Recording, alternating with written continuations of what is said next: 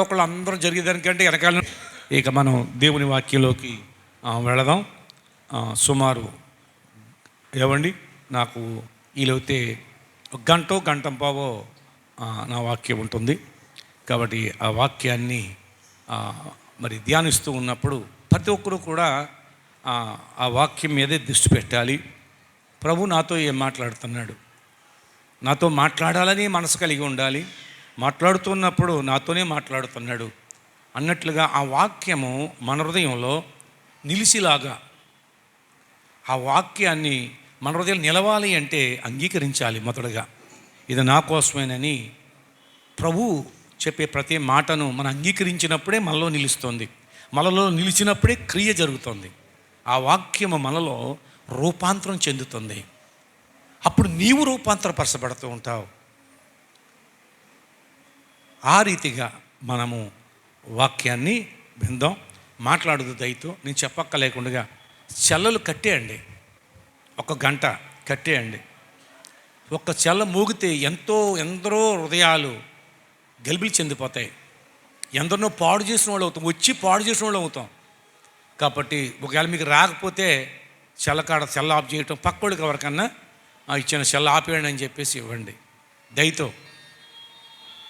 అలాగే అంటే ఆపుతున్నట్టున్నారు. కాబట్టి ఏది విధంగానైనా పూర్తిగా సైలెంట్ పెట్టేసుకోండి ఈ రీతిగా. ఎందుకంటే మనం ఆయన మనతో మాట్లాడుతున్నప్పుడు, ఎవరి ఒక పెద్ద వ్యక్తి మనతో మాట్లాడినప్పుడు మధ్యలో ఏదన్నా డిస్టర్బెంట్ కలిగితే ఎంత బాధగా ఉంటుందండి.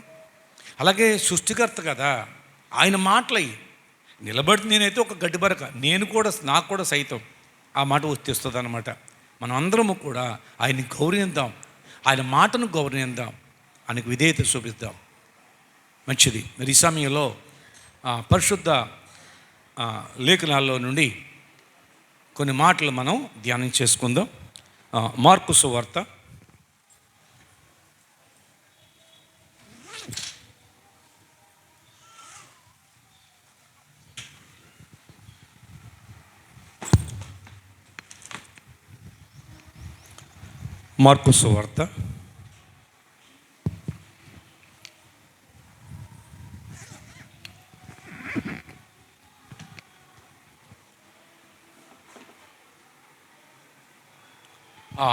11వ అధ్యాయం బైబిల్ నుండి వారు అందరం తీసుకుందాం.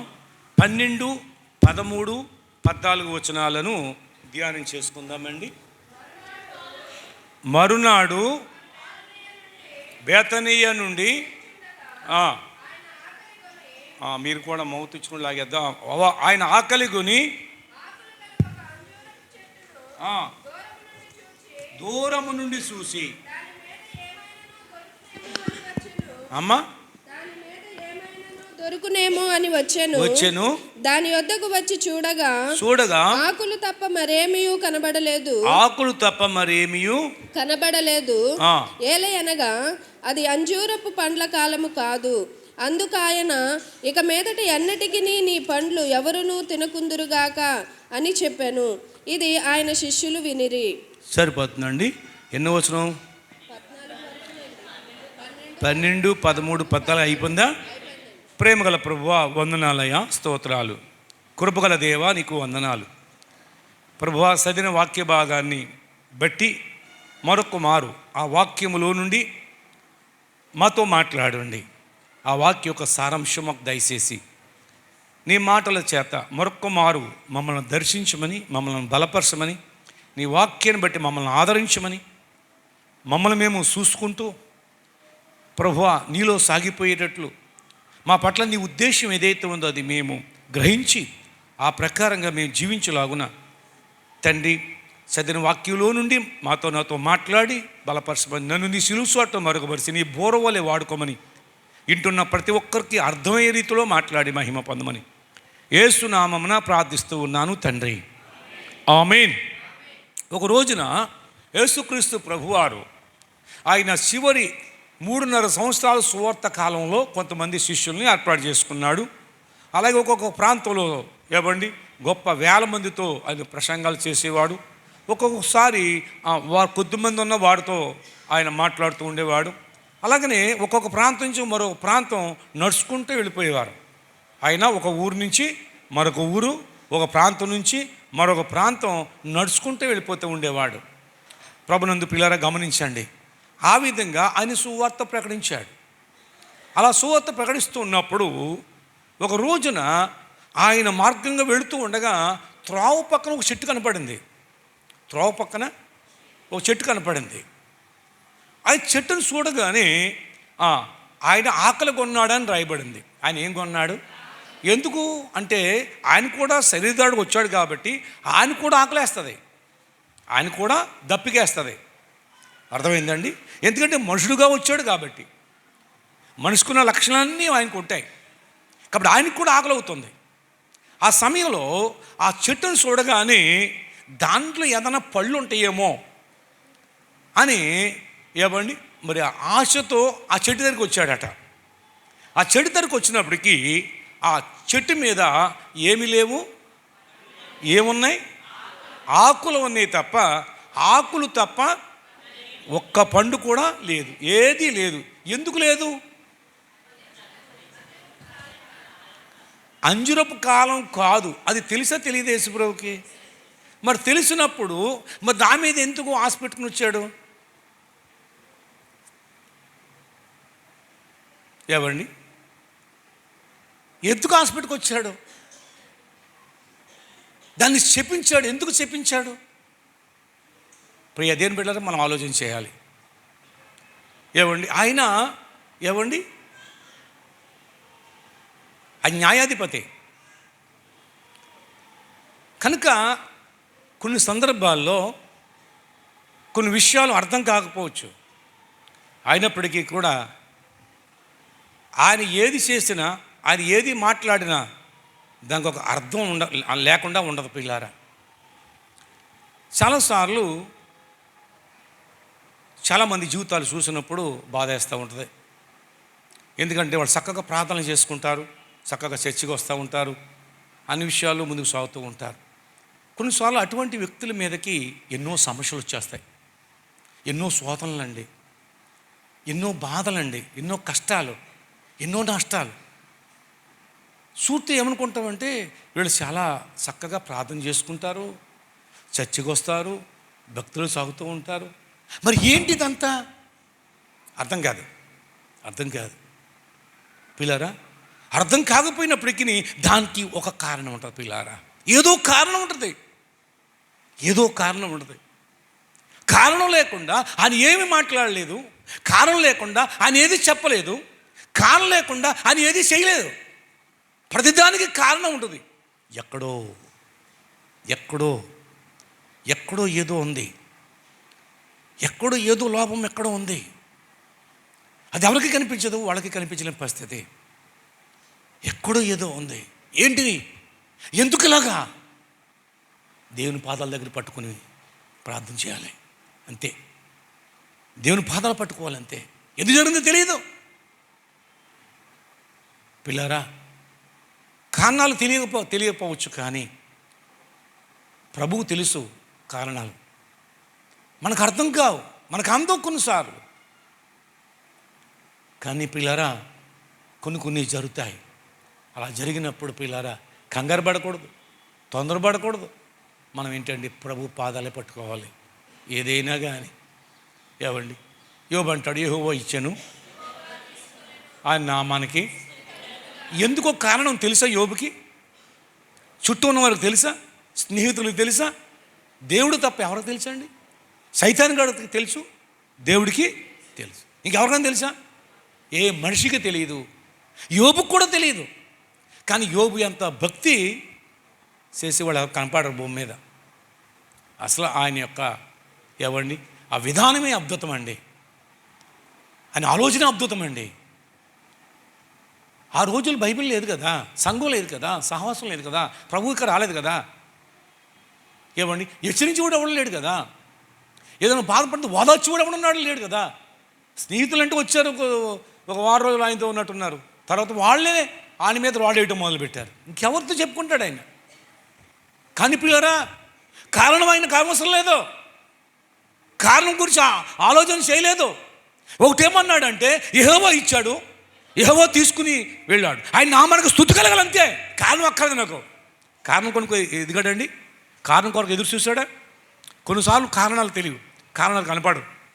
కానీ పిల్లలు ఏదేమైనా నువ్వు ఆయన బిడ్డవు, ఆయన రక్తంలో నేను కడిగాడు కనుక ఏమంటే జరగనివ్వండి, ఏమంటే అయిపోనివ్వండి, ఆయన్నే మనం మహింపరచాలండి, ఆయన్ని మహింపరచాలి. ఓ రోజు మా నాన్న అన్నాడు, నీకేం చేశాడు చెప్పరా దేవుడా, ఒక్కడు చెప్పరా అన్నాడు.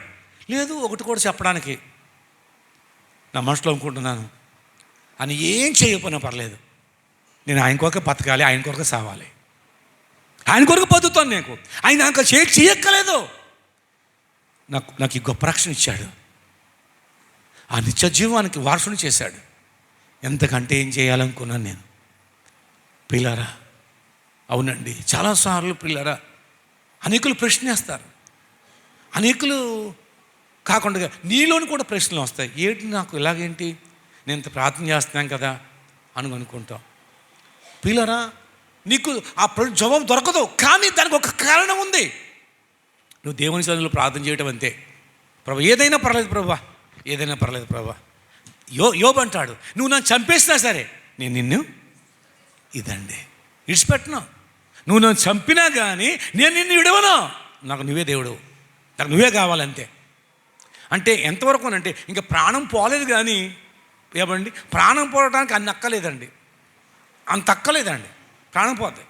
కానీ ప్రాణం పోయే దానికి కలిగినట్టుగా పరిస్థితుల కంటే ఘోరమైన పరిస్థితులు ఆయనకు ఉన్నాయి. అందుకుంటున్నాడు, నన్ను చంపేసినా సరే, ఎవడో నన్ను చంపలేడు, ఇతను నీ బిడ్డని. కాబట్టి ఏం చేసినా సరే, ఏం చేసినా సరే, ఏం కావాలయ్యా కోరుకో. 3 విషయాలు పెట్టాడు దేవుడు దావీదు ముందు. అయ్యా, శత్రువులు తరుగుదానికంటే, కరువులో చచ్చేదానికంటే నీ చేతిలో చచ్చిపోవడం మంచిదయ్యా, నీ చేతిలో శిక్ష పొందడం మంచిది.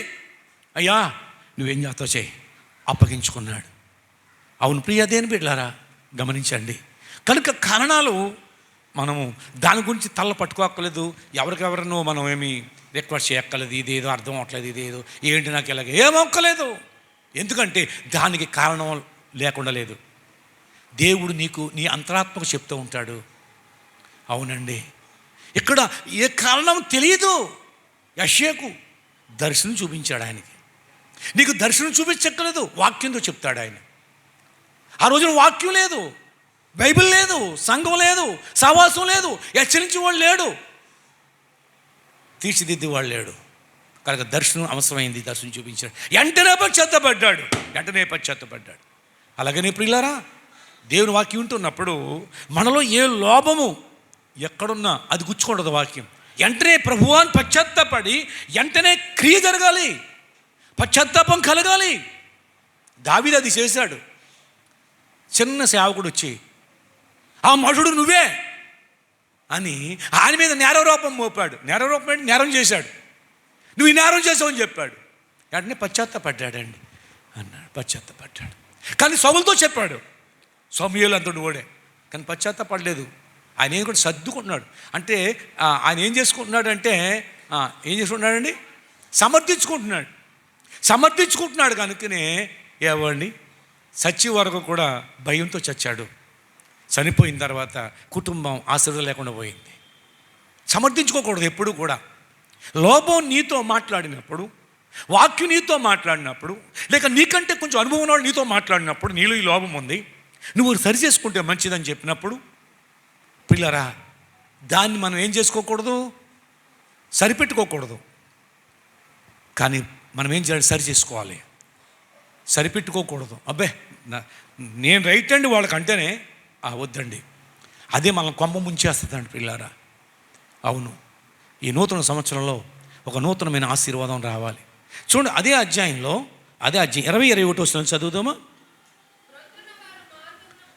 పొద్దున్నే వారు మార్గమున పోవుచుండగా ఆ అంజూరపు చెట్టు ఏళ్ళు మొదలుకొని ఎండి ఉండుట చూచిరి. ఏమండి, ఏళ్ళు మొదలుకొని ఎండిపోయిందంటే ఎప్పటికి? పొద్దున్నకి. అంతకు ముందు రోజున అది ఏ ఉదయమో ఏ మధ్యాహ్నం సమయమో అవ్వచ్చు, ఏ భోజనం సమయమో కావచ్చు. ఇంక 24 గంటలు అవ్వలేదు. కానీ ప్రభు ఏం చేశాడు? దాన్ని శపించాడు. చదవమ్మ 21 చదవవా? 21 లేదు. అప్పుడు పేతురు ఆ సంగతి జ్ఞాపకమునకు తెచ్చుకొని, బోధకుడా, ఇదిగో నీవు శపించిన అంజూరపు చెట్టు ఎండిపోయినని ఆయనతో చెప్పాను. దేవునికి ఏవండి మహిమ కలుగును గాక. ఇక్కడ పేతురు గుర్తించాడు, ప్రభువా నిన్న నువ్వు శపించావు కదా. ప్రభు ఎప్పుడో కానీ శపించిన సందర్భాలు ఉండవు, బాగా తక్కువ ఉంటాయండి, బాగా తక్కువ ఉంటాయి. తప్పదిక అక్కడ మనకు ఒక పాఠం నేర్పించాలి. ఆ రోజునున్నట్టు వాళ్ళకి పాఠం కావాలి, నేటి కాలం సంఘానికి ఒక పాఠం కావాలి. ఆ పాఠం కోసం అక్కడ అలా చేశాడు. చాలాసార్లు మనకి ఏవండి ఎన్నో గుణపాఠాలు మనకు నీ దేవుడు నేర్పిస్తూ ఉంటాడు. అయినప్పటికీ కూడా మనం గుర్తించం పిల్లారా. ఎందుకంటే ఆయన మన తండ్రి. ఏ విధంగానైనా నిన్ను సరిచేసి సిద్ధపరిచి నిన్ను తనతో కూర్చోబెట్టుకోవాలి. ఈ భూమి మీద నిన్ను లోకాన్ని చూపించి ఇదిగో నా బిడ్డ అని అనేకులకు ఆశీర్వాదకరం పెట్టాలనేది ఆయన ఆశ. అలా పెట్టాలి అంటే ఆయన కొన్ని మనలను సరిచేయాలి. ఇశ్రాయేలు ప్రజలు కనాన్ దేశం ఇచ్చేయచ్చు. 40 రోజులు ప్రయాణం, 40 రోజులు కూడా ఉండదు అసలు కనాను వెళ్ళాలంటే, ఐగుప్తు నుంచి కనాను వెళ్ళాలంటే. ఏవండి వాళ్ళు ఆగుతూ వెళ్తే 40 రోజులు కూడా తీగలొచ్చు 40 రోజుల్లో. కానీ 40 సంవత్సరాలు ఎందుకు తీసుకున్నాడు అంటే, ప్రియులారా, వారికి అనేక పాఠాలు నేర్పించాలి. వారితో సరిపోదు, వారి తరతరాలకి కూడా ఏవండి కొన్ని పాఠాలు అవసరం. అంచేత కొన్ని నేర్పించడానికి ఆయన అలా ఆ మార్గాన్ని ఎన్నుకున్నాడు ఆయన. ఏవండి అది ఏం చేసినా అది మేలు కోసమే. గనుక ప్రియులారా, ఈ సమయం చూస్తే ఇక్కడ వీళ్ళు వెళ్ళినప్పుడు ఏమైపోయిందంటే యాళ్లతో పాటు ఎండిపోయిందంట. ప్రభు ఏం చేశాడు? దాన్ని శపించాడు. ఎందుకు శపించాడంటే యేసు ప్రభు వారు ఆ చెట్టు మీద ఆశపడ్డాడు. ఆ చెట్టు ఏమండి లో నుండి ఏదైనా పండు ఉంటుందేమో ఆకలి తీర్చుకోవాలనుకున్నాడు. ఆయనకు అవసరానికి ఉపయోగపడద్దు అనుకున్నాడు. నేను 3 విషయాలు చెప్పాను. ఏం చెప్పాను? 1, ఆశపడ్డాడు. ఆశ తీర్చలేని చెట్టు ఎందుకు? ప్రభు మన విషయంలో ఆశపడతాడండి, మన విషయంలో ఆశ కలిగి ఉంటాడండి, ఆశపడతాడు. ఆయన ఆశను తీర్చాలి అంతే. ఆయన తీర్చలేని ఈ జీవితం ఎందుకమ్మా, ఈ బ్రతుకు ఎందుకు? ఆయన ఆశపడతాడు. ఆశపడ్డాడు, ఆశ తీర్చలేదండి. ఆయన ఆకలి తీర్చుకోవాలనుకున్నాడు. ఆయన ఆకలి తీర్చాలి.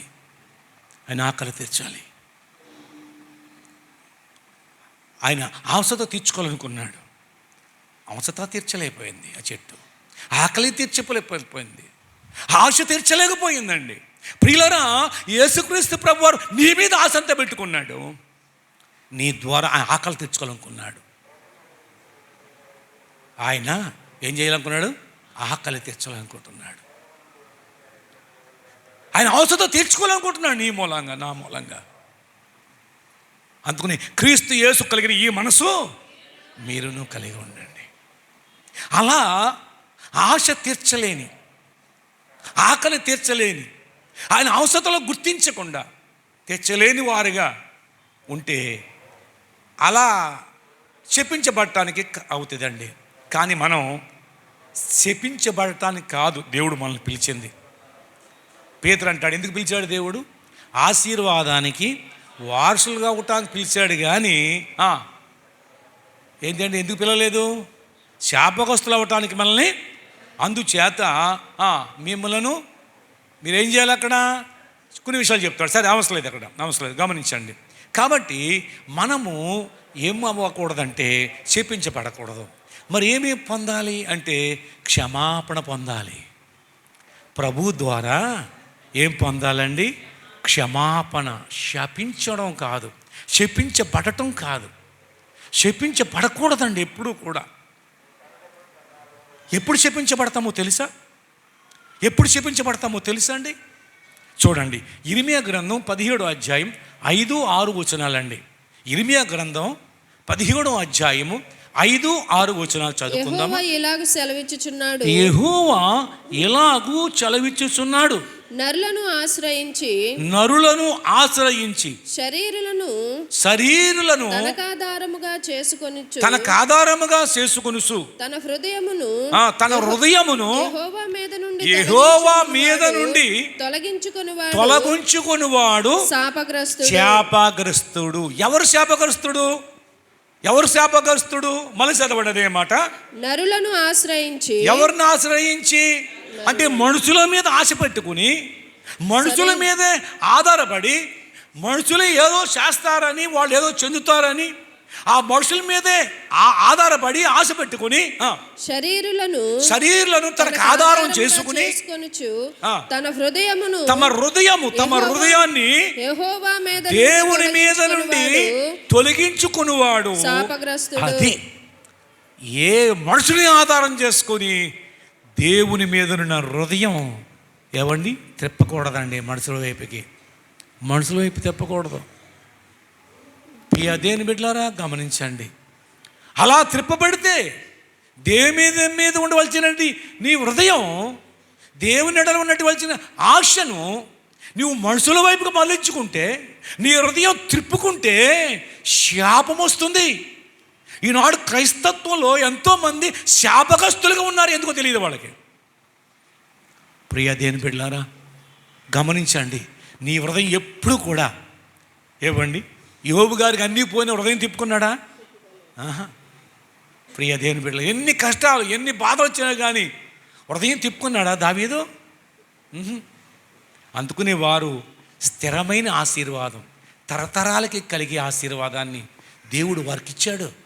నీకు ఇవ్వాలని పిలుచుకున్నాడు దేవుడు నీకు అది ఇవ్వాలని పిలుచుకున్నాడు దేవుడు. ప్రియ దేవుని బిడ్డలారా, దేవుని లేఖనాన్ని బట్టి, దేవుని వాక్యాన్ని బట్టి గమనిస్తే అవునండి.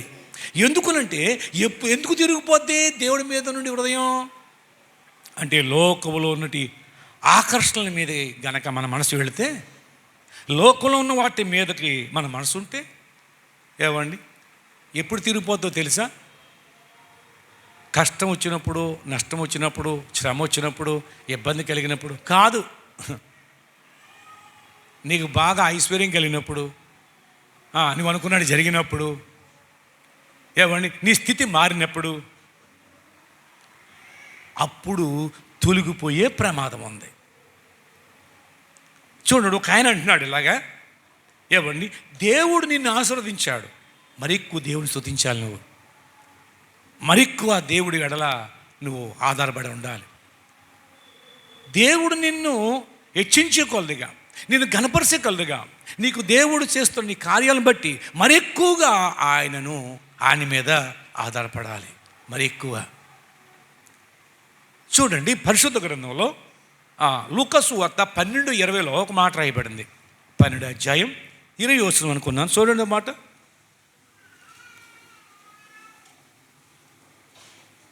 అయితే దేవుడు ఎర్రివాడా, ఈ రాత్రి నీ ప్రాణమును అడుగుచున్నాను, నీవు సిద్ధపరిచినవి ఎవరి అగునని అతనితో చెప్పాను. ఇక్కడ ధనవంతుడు ఉన్నాడు, భూమి బాగా పండేసింది. మరి అంతకుముందు అంత పండలేదేమో, ఇది ఈ సంవత్సరం బాగా పండింది. ఎవడు 200 పండిందో 300 పండిందో పండేసింది, విస్తారంగా పండేసింది. పిల్లలు గమనించండి.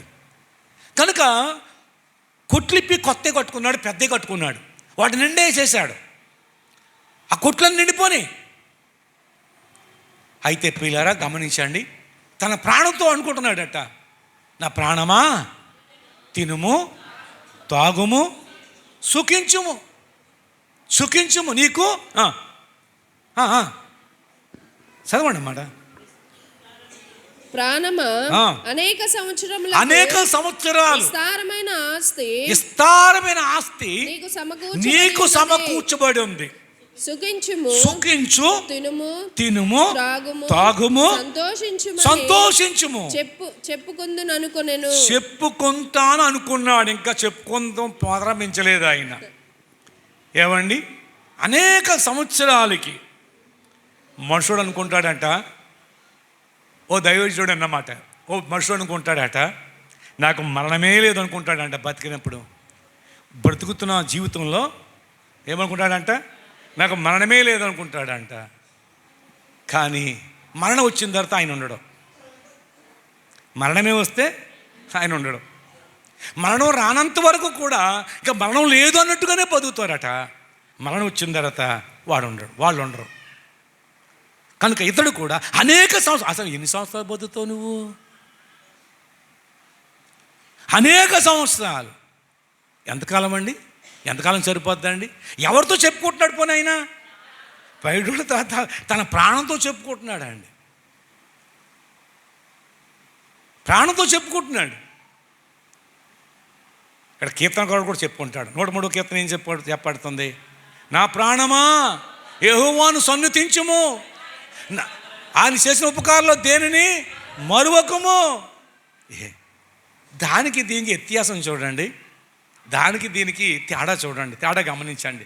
ఆయన నా ప్రాణమా అన్నాడు, ప్రాణమా అన్నాడు, నా ప్రాణమా అన్నాడు. యెహోవాను ఆయన చేసిన ఉపకారాలు దేన్ని మర్చిపోతావేమో నువ్వు. ప్రాణమా అంటే నాలో నీవు ఉన్నావు అంటే ఆయన చేసిన ఉపకారాలే, ఆయన కాపాడిన విధానమే, ఆయన బ్రతికించిన విధానమే. ప్రాణమా ఏమనుకుంటున్నావు? ప్రాణమా జాగ్రత్త అన్నట్లుగా దేవుని స్తుతించమని ప్రాణంతో చెప్పుకుంటున్నాడు. ఈయన అంటున్నాడు, అనేక సంవత్సరాలు సరిపాటుగా ఉంచాను.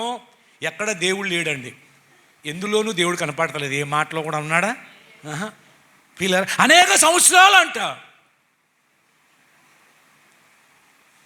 బైబిల్ ఏం చెప్తుందో తెలుసా? యోబు గ్రంథం 8:8 చదవండి. యోబు గ్రంథం అండి 8:8 చదవండి. ఇది అందరికీ తెలిసిన మాట, ఇది జ్ఞాపకం ఉండిపోయే మాట. మనము నిన్నటి వారమే, మనము ఏమీయూ తెలియదు. గమనించండి, మనం ఎప్పుడు వారం? నిన్నటి వారం. అంటే ఇవాళ కూడా గ్యారంటీ లేదు. ఈరోజు గ్యారంటీ అని ఎవడని చెప్పుకుందామా? చెప్పలే. యోబు చక్కగా చెప్తున్నాడు యోబు గ్రంథంలో, నిన్నటి వారం, నిన్న అయిపోయింది కాబట్టి నిన్న నేనున్నాను, ఈరోజు ఉన్నాను అని చెప్పడానికి లేదు. అంత అల్పమైన వాళ్ళు మనమండి, అంత స్వల్పమైన వాళ్ళమండి. ఆ సృష్టికర్త అయిన దేవదేవుణ్ణి ఎంతగా స్మరించాలండి, ఎంతగా ఘనపరచాలండి, ఎంతగా మహిమపరచాలండి. ప్రియా దేవుని బిడ్డలారా గమనించండి.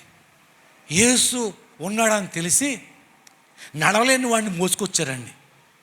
నడవలేని వాడిని ఏం చేశారు? వాళ్ళు మోసుకొచ్చారు. ప్రియా దేవుని బిడ్డలారా, కనుక వాడు ఏ బొంత మీద మోసుకొచ్చారో ఆ బొంత మోసుకుని వెళ్ళిపోయాడు వాడు. మనం నడవగలనా కానీ, ఇప్పుడు ఎవరైనా నేను మోసుకొచ్చారు ఎప్పుడైనా? నువ్వు అన్నావా? నేను ఏ విధంగా సరే ఎలాగున్నా పర్లేదు నన్ను మోసుకుపోవడానికి చచ్చికాడికి అక్కడ పాడేయండి అన్నావా ఎప్పుడన్నా? ఏమండి, మనం రావడానికి ఎన్నో మార్గాలు ఉంటాయి.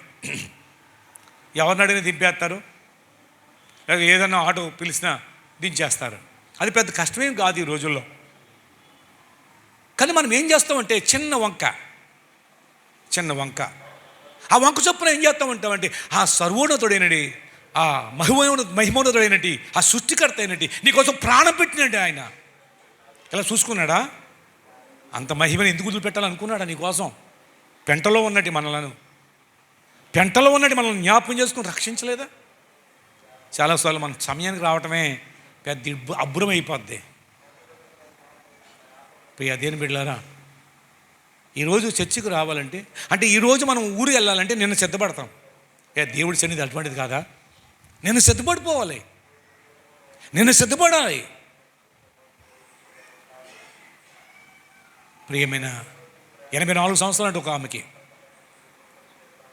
ఆమె ఎప్పుడు కూడా మొదటి ప్రార్థన కంటే ముందు వచ్చి కూర్చోంటుంటారు, ముందు లైన్లో కింద.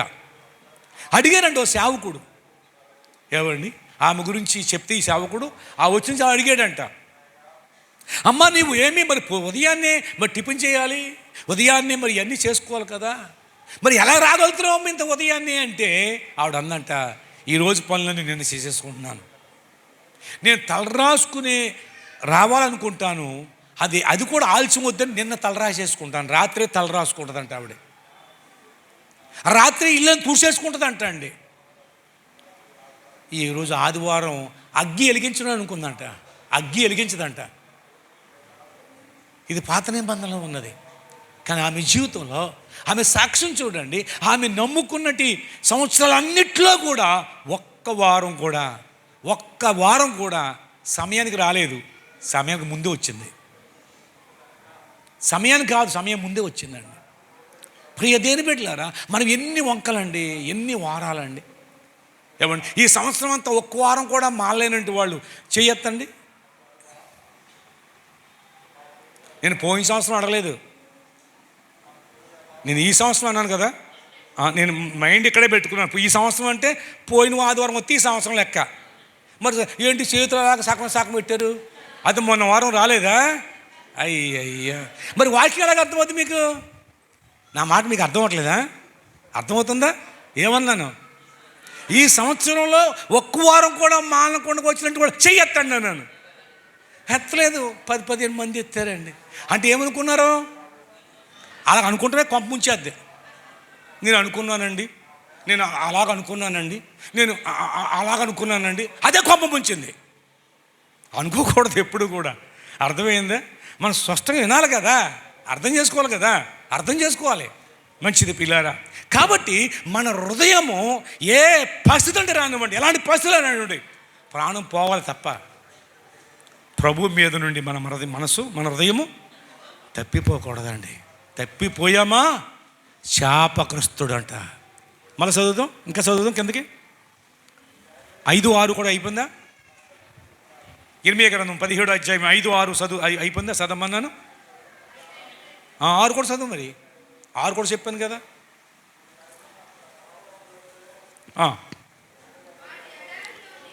ఎడారిలోని అరుహా వృక్షము వలె ఏ వృక్షం అండి? అరుహా వృక్షం. వృక్షము వలెను. మేలు వచ్చినప్పుడు వచ్చినప్పుడు అది వానికి కనబడదు. అది ఎప్పుడైతే దేవుడి మీద నుండి నీ హృదయం తిప్పుకుంటావో నీకు మేలు కనిపించదు, నీవు మేలు చూడలేవు. నీ హృదయాన్ని ప్రభు మీద నుండి తప్పపడకూడదు. ప్రాణం పోయే వరకు కూడా ఆయన కొరకే జీవించాలి, ఆయన కొరకే బ్రతకాలి. నువ్వు నన్ను బ్రతికించము, నేను నిన్ను స్తుతిస్తానన్న దావీదు వలె, యోబు వలె ఎందరో భక్తులు ఉన్నారు పిల్లారా, వాళ్ళ వలె. ఏమంటే తర్వాత 6వ వచనంలోనే వాడు అడవిలో కాలిన నేల యందును, కాలిన నేల, అడవిలో కాలిపోయిన నేల, నిర్జనమైన చవిటి భూమి అందును, సవిట భూమి అందును నివసిస్తాడు. సౌడి భూమి ఉన్నట్లయితే ఎన్ని ఎకరాలు ఉన్నా సుఖం ఉందా? ఒక బత్త కూడా పడదు. సౌడి భూమి చెప్పడం తప్ప ఏముండదండి. ఇప్పుడు కాలిన నేల, అరణ్యంలో కాలిపోయిన నేల అంటే అరణ్యంలో కాలిపోవటం ఏంటి? ఏమండి అంటే అరణ్యంలో అంటే ఇప్పుడు అమెరికా కాలిపోతుందో పక్కమడి, అర్థమైంది? గొప్ప వాళ్ళు ఉండే పట్టణం అంతా కూడా ఆ రాష్ట్రంలో చాలా భాగం కాలిపోయింది. కొన్ని లక్షల మంది ఇళ్ళు వదిలిపెట్టేశారు. సినిమా యాత్రలు ఉంటారు కదా, సినిమా నిర్మాతలు ఉంటారు కదా, ఆ దేశంలో కొంతమంది ధనికులు ఉంటారు కదా, వాళ్ళ యొక్క భవంతులని కాలిపోయినాయి తెలుసండి. ఇప్పుడు ఇంకా కాలుతూనే ఉన్నాయి. సుశాణం కంటే దారుణంగా తయారైంది మొత్తం. అదేంటి కాలిపోయిన పట్టణమా? అమెరికాలోనే అదొక రాష్ట్రం అన్నమాట. ఆ రాష్ట్రంలో ధనికులుండే ప్రాంతం అది. అర్థమైందా? ఒక సెంటు కోట్ల మీద ఉంటుంది అనమాట. కోట్ల మీద 100 కోట్లు ఉన్నా దానికి ఇంకా ఎక్కువ ఏముంటుంది మన లెక్క.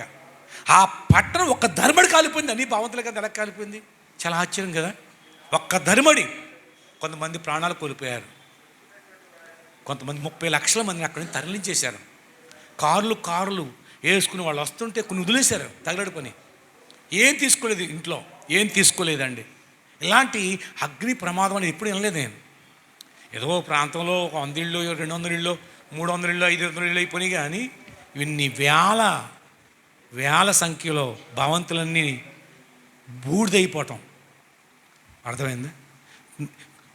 బైబిల్ గ్రంథంలో లోతు కాలంలో ఆ సొదొమ గొమొర్రా మీద ఏం కురిసింది? అగ్ని కురిసింది. అయితే ఎంతకాలం అయింది అది అంటే కొంత ఇంచుమించులో అవండి 3500 సంవత్సరాల కంటే సుమారు అవ్వచ్చు ఇంచుమించులో. కానీ ఇప్పటికీ కూడా పరిశోధకులు దాన్ని పరిశోధిస్తానికి వెళితే ఇప్పటికీ కూడా ఒక్క పిచ్చి మొక్క కూడా మొలలేదంటండి ఆ భూమి మీద. అది ఎంత లోతు ఉన్నా అది కాలిపోయిన ఆ మసిగానే ఉంటుంది అంటండి అది ఆ ప్రాంతం. కాబట్టి పిల్లరా ఏంటి అంటే శాపం, దేవుని శాపం, దేవుని కోపం. పిల్లరా దేవుని శాపానికి కోపానికి ఎవ్వడ నిలబడండి, ఎవ్వడు వాడలే సరే. కనుకనే మనం పిల్లరా జాగ్రత్త. ప్రియ దేవుని బిడ్డ, మన హృదయం ఏమైనా సరే ఆని వైపు నుండి తిరిగిపోకూడదండి, తొలగిపోకూడదండి. ఎలాంటి పరిస్థితులు రాని కొంతకాలం ఈ జీవితం, ఈ సహజ జీవితం పిల్లారా. ప్రభువులో మనం మరింతగా ముందుకి ఏమైపోవాలి, సాగాలి. అక్కడ చెప్పబడుతుంది కదా, నా ప్రాణమా తినుము తాగుము సుఖించు. అనేక సంవత్సరాలు సరిపోద్ది నీకు. నువ్వు ఉంటావా? నువ్వు ఎన్ని సంవత్సరాలు ఉంటావు? ఎంతకాలం ఉంటావు అనుకుంటున్నావు? కానీ దేవుడు లేడు అక్కడ. కృతజ్ఞత లేదు. అయ్యా 10 సంవత్సరం కంటే ఈ సంవత్సరం ఎక్కువ పడింది ప్రభువా, నీకు కృతజ్ఞతలనే మాట లేదే, కృతజ్ఞత హృదయం లేదే, కృతజ్ఞత మనసు లేదే, ఆ కృతజ్ఞత అనే ఆలోచన లేదే. చాలామందిలో దేవుడు ఎన్ని చేసినా సరే ఈ కృతజ్ఞత అనేది ఉండదండి. చాలామంది పిల్లారా. ఇప్పుడు ఎందుకో తెలియదు, ఎవరు ఎందుకో తెలియదు, అంతా బాగానే కనపడుతూ ఉంటారు, కానీ కృతజ్ఞత అనేవి ఉండదండి. ప్రియ దేవుని బిడ్డ, దేవుని ఎడల కృతజ్ఞత కలిగి మనం ఎలా ఉన్నామంటే మనం కృతజ్ఞత కలిగి ఉండాలి.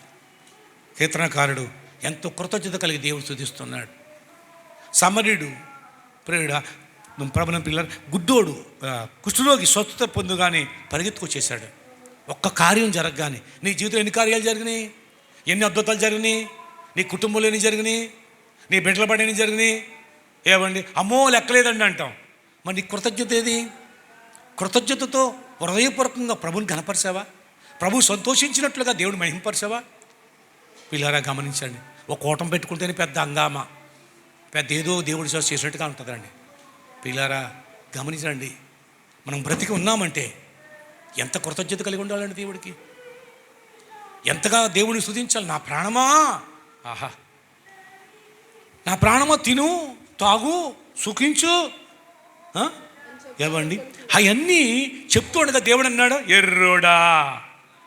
ఏవండి మనుషులందరి దృష్టిలో ధనవంతుడైన దేవుని దృష్టిలో ఎర్రోడు, దేవుని దృష్టిలో ఎర్రోడు, మనుషుల దృష్టిలో ధనవంతుడు, భాగ్యవంతుడు, గొప్పవాడు.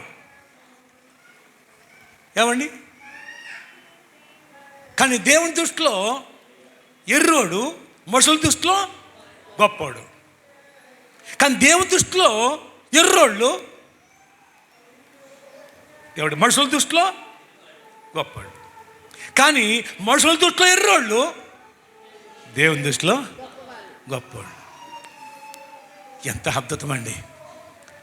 దేవుని దృష్టిలో గొప్పవాడుగా ఉండాలి. మనుషుల దృష్టిలో ఎర్రోళ్ళు అనుకున్నా పర్లేదు, ఎర్రోళ్ళు అనుకున్నా పర్లేదు. ఈ మాట పౌలు గారు చెప్తాడు. కొరింథీ రాసిన పత్రిక 1వ అధ్యాయం 27వ వచనం కానీ చదివితే 26 కానీ ఉంటుంది. మీలో రోకరీతిని ఏ శరీరం అతిశయించుకున్నట్లు. చదవండి అక్కడ. కొరింథీ రాసిన 1వ పత్రిక చెప్పగానే చదవడం మొదలెట్టాలి. అంత స్పీడ్ తీయాలమ్మా. తీరుబడిగా తాయితీగా కూరగాయలు కోసినట్టు కాదు. బైబిల్ తరిపి చేసుకోవాలి. దొరకలేదు. కొరింథీ రాసిన 1వ పత్రిక 1వ అధ్యాయం 27వ వచనం. సహోదరులారా 26 కానీ చదువుతున్నాం, చదివితే ఓకే. మీలో రోకరీతిని జ్ఞానులైనను గొప్ప వంశపు వారైనను అనేకులను పిలవబడలేదు. కానీ ఏ శరీరము దేవుడు అతిశయింపకూడనట్లు జ్ఞానులను సిగ్గుపడటానికి ఎవరిని ఏర్పాటు చేసుకున్నాడు? ఎర్రివారిని. ఎవరు సిగ్గుపరచాలి? జ్ఞానం ఎందుకు సిగ్గుపడాలి? జ్ఞానం ఎందుకు సిగ్గుపరచడం అండి దేవుడికి? జ్ఞానుడే మంచిదే కదా. అంటే ఏంటి అంటే నా జ్ఞానం వల్ల అండి, ఇదంతా నా తెలివి వల్ల అండి, నా బలం వల్ల అండి. ఏంటనుకున్నారు? ఇదంతా సంపాదించింది, ఇదంతా సాధించింది, అది దేవుడికి నచ్చదు, అది దేవుడికి ఇష్టం కాదు. లోకరీత్యా, మీలో లోకరీత్యా ఎర్రోళ్ళు కావాలన్నాడు అండి. ఆ ఎర్రోళ్ళే శిష్యులు. ఆ ఎర్రోళ్ళు తీసుకొచ్చి భూలోకం తల కింద చేసేశారు. ఆ ఎర్రోళ్ళే ఈ భూలోకం అంతా కూడా సువార్త ప్రకటించారు, హతసాక్షులు అయిపోయారు. ప్రియ దేవుని బిడ్డలారా, గమనించండి, ఇక్కడ దేవుడు అన్నాడు, ఎర్రోడా. అవును పిల్లరా, నీకు ఉండటం తప్పు కాదు. దేవుడి మీద మనసు లేకుండా దాని మీద మనసు పెట్టుకున్నావే, అది తప్పు. దాని మీద ఆశ పెట్టుకున్నావు, అది తప్పు. అబ్రాహాముకి ఎంతో ఇచ్చాడు, ఈ భూమి మీద ఆవిడకి ఇవ్వలేంత ఇచ్చాడు ఆయనకి. దాని మీద మనసు పెట్టుకోలేదు ఆయన. ఆయన మనసంతా కూడా పునాదులు గల పట్టణం, పునాదులు గల పట్టణం, పునాదులు. ఈ శ్వాసకు తండ్రి అయ్యాడు, ఈ శ్వాసంతో సాగిపోయాడు, ఈ శ్వాసంతో మృతి పొందాడు. అంటే మనం ఈ శ్వాసం కలిగి ఉండడమే కాకుండా, ఈ శ్వాసంలో సాగిపోతమే కాకుండా, మనం ఈ శ్వాసంలో చనిపోవాలి. అది ఇక్కడ ఫెయిల్ అయిపోతున్నారు చాలామంది. మన మరణం కూడా ఏమండి, మన మరణం కూడా ఈ శ్వాసంలో మరణించినట్లుగా ఉండాలండి పిల్లారా. ఈ శ్వాసము ద్వారా మృతి చెందిరి. అబ్బా, ఏం సాక్ష్యం అండి. ఈ శ్వాసం ఉండదండి, చనిపోయినాడు చాలామంది, కానీ ఈ శ్వాసంతో మృతి చెందారు. ప్రియ దేవుని బిడ్డలారా, గమనించండి. ఇక దేవుని వాక్యం నుండి ఇక కొంచెం అక్కడికి వెళ్ళకూడదు, మన అంశం మళ్ళీ సైడ్ అవుతుంది. కొంచెం ముందుకు వెళదామా? చూడండి, పరిశుద్ధ గ్రంథంలో నుండి మరొక మాట మనం జ్ఞాపం చేసుకుందాం. చూడండి, లూకా సువార్త అదే 12:21 కూడా చదవండి. 20 చదివారు కదా, 21 కూడా చదవండి. దేవుని ఎడల ధనవంతులు కాక తన కొరకే, అమ్మ, తన కొరకే సమకూర్చుకునేవాడు అలా ఉంటాడు. ఎలా ఉంటాడు? ఎలా ఉంటాడు? దేవుని కొరకు ధనవంతులు అవ్వాలండి. ధనవంతులు తప్పు కాదు, కానీ తన కొరకే ధనవంతులు అయిన వాడు, తన కొరకే సమకూర్చుకునేవాడు. ప్రియ దేవుని బిడ్డలారా, అలాగా. ఎలాగా? అంతకుముందు ఉన్నాడయ్యే ఎర్రోడు, అంతే వాళ్ళలాగా ఉంటావు నువ్వును. నీకోసం సమకూర్చడం కాదు. అవును ప్రియ దేవుని బిడ్డలారా, అవునండి. దేవుని కొరకు మన ధనవంతులం కావాలి, దేవుని కొరకు భాగ్యవంతులం కావాలి. నీ కోసం కాదు, నీ కోసం ధనవంతులం కాదు. అలా అయితే కనుక ఒక రోజున దేవుడు ఇదే మాట పిలుస్తాడండి వాళ్ళతో, ఎర్రోడా, ఎర్రివాడా.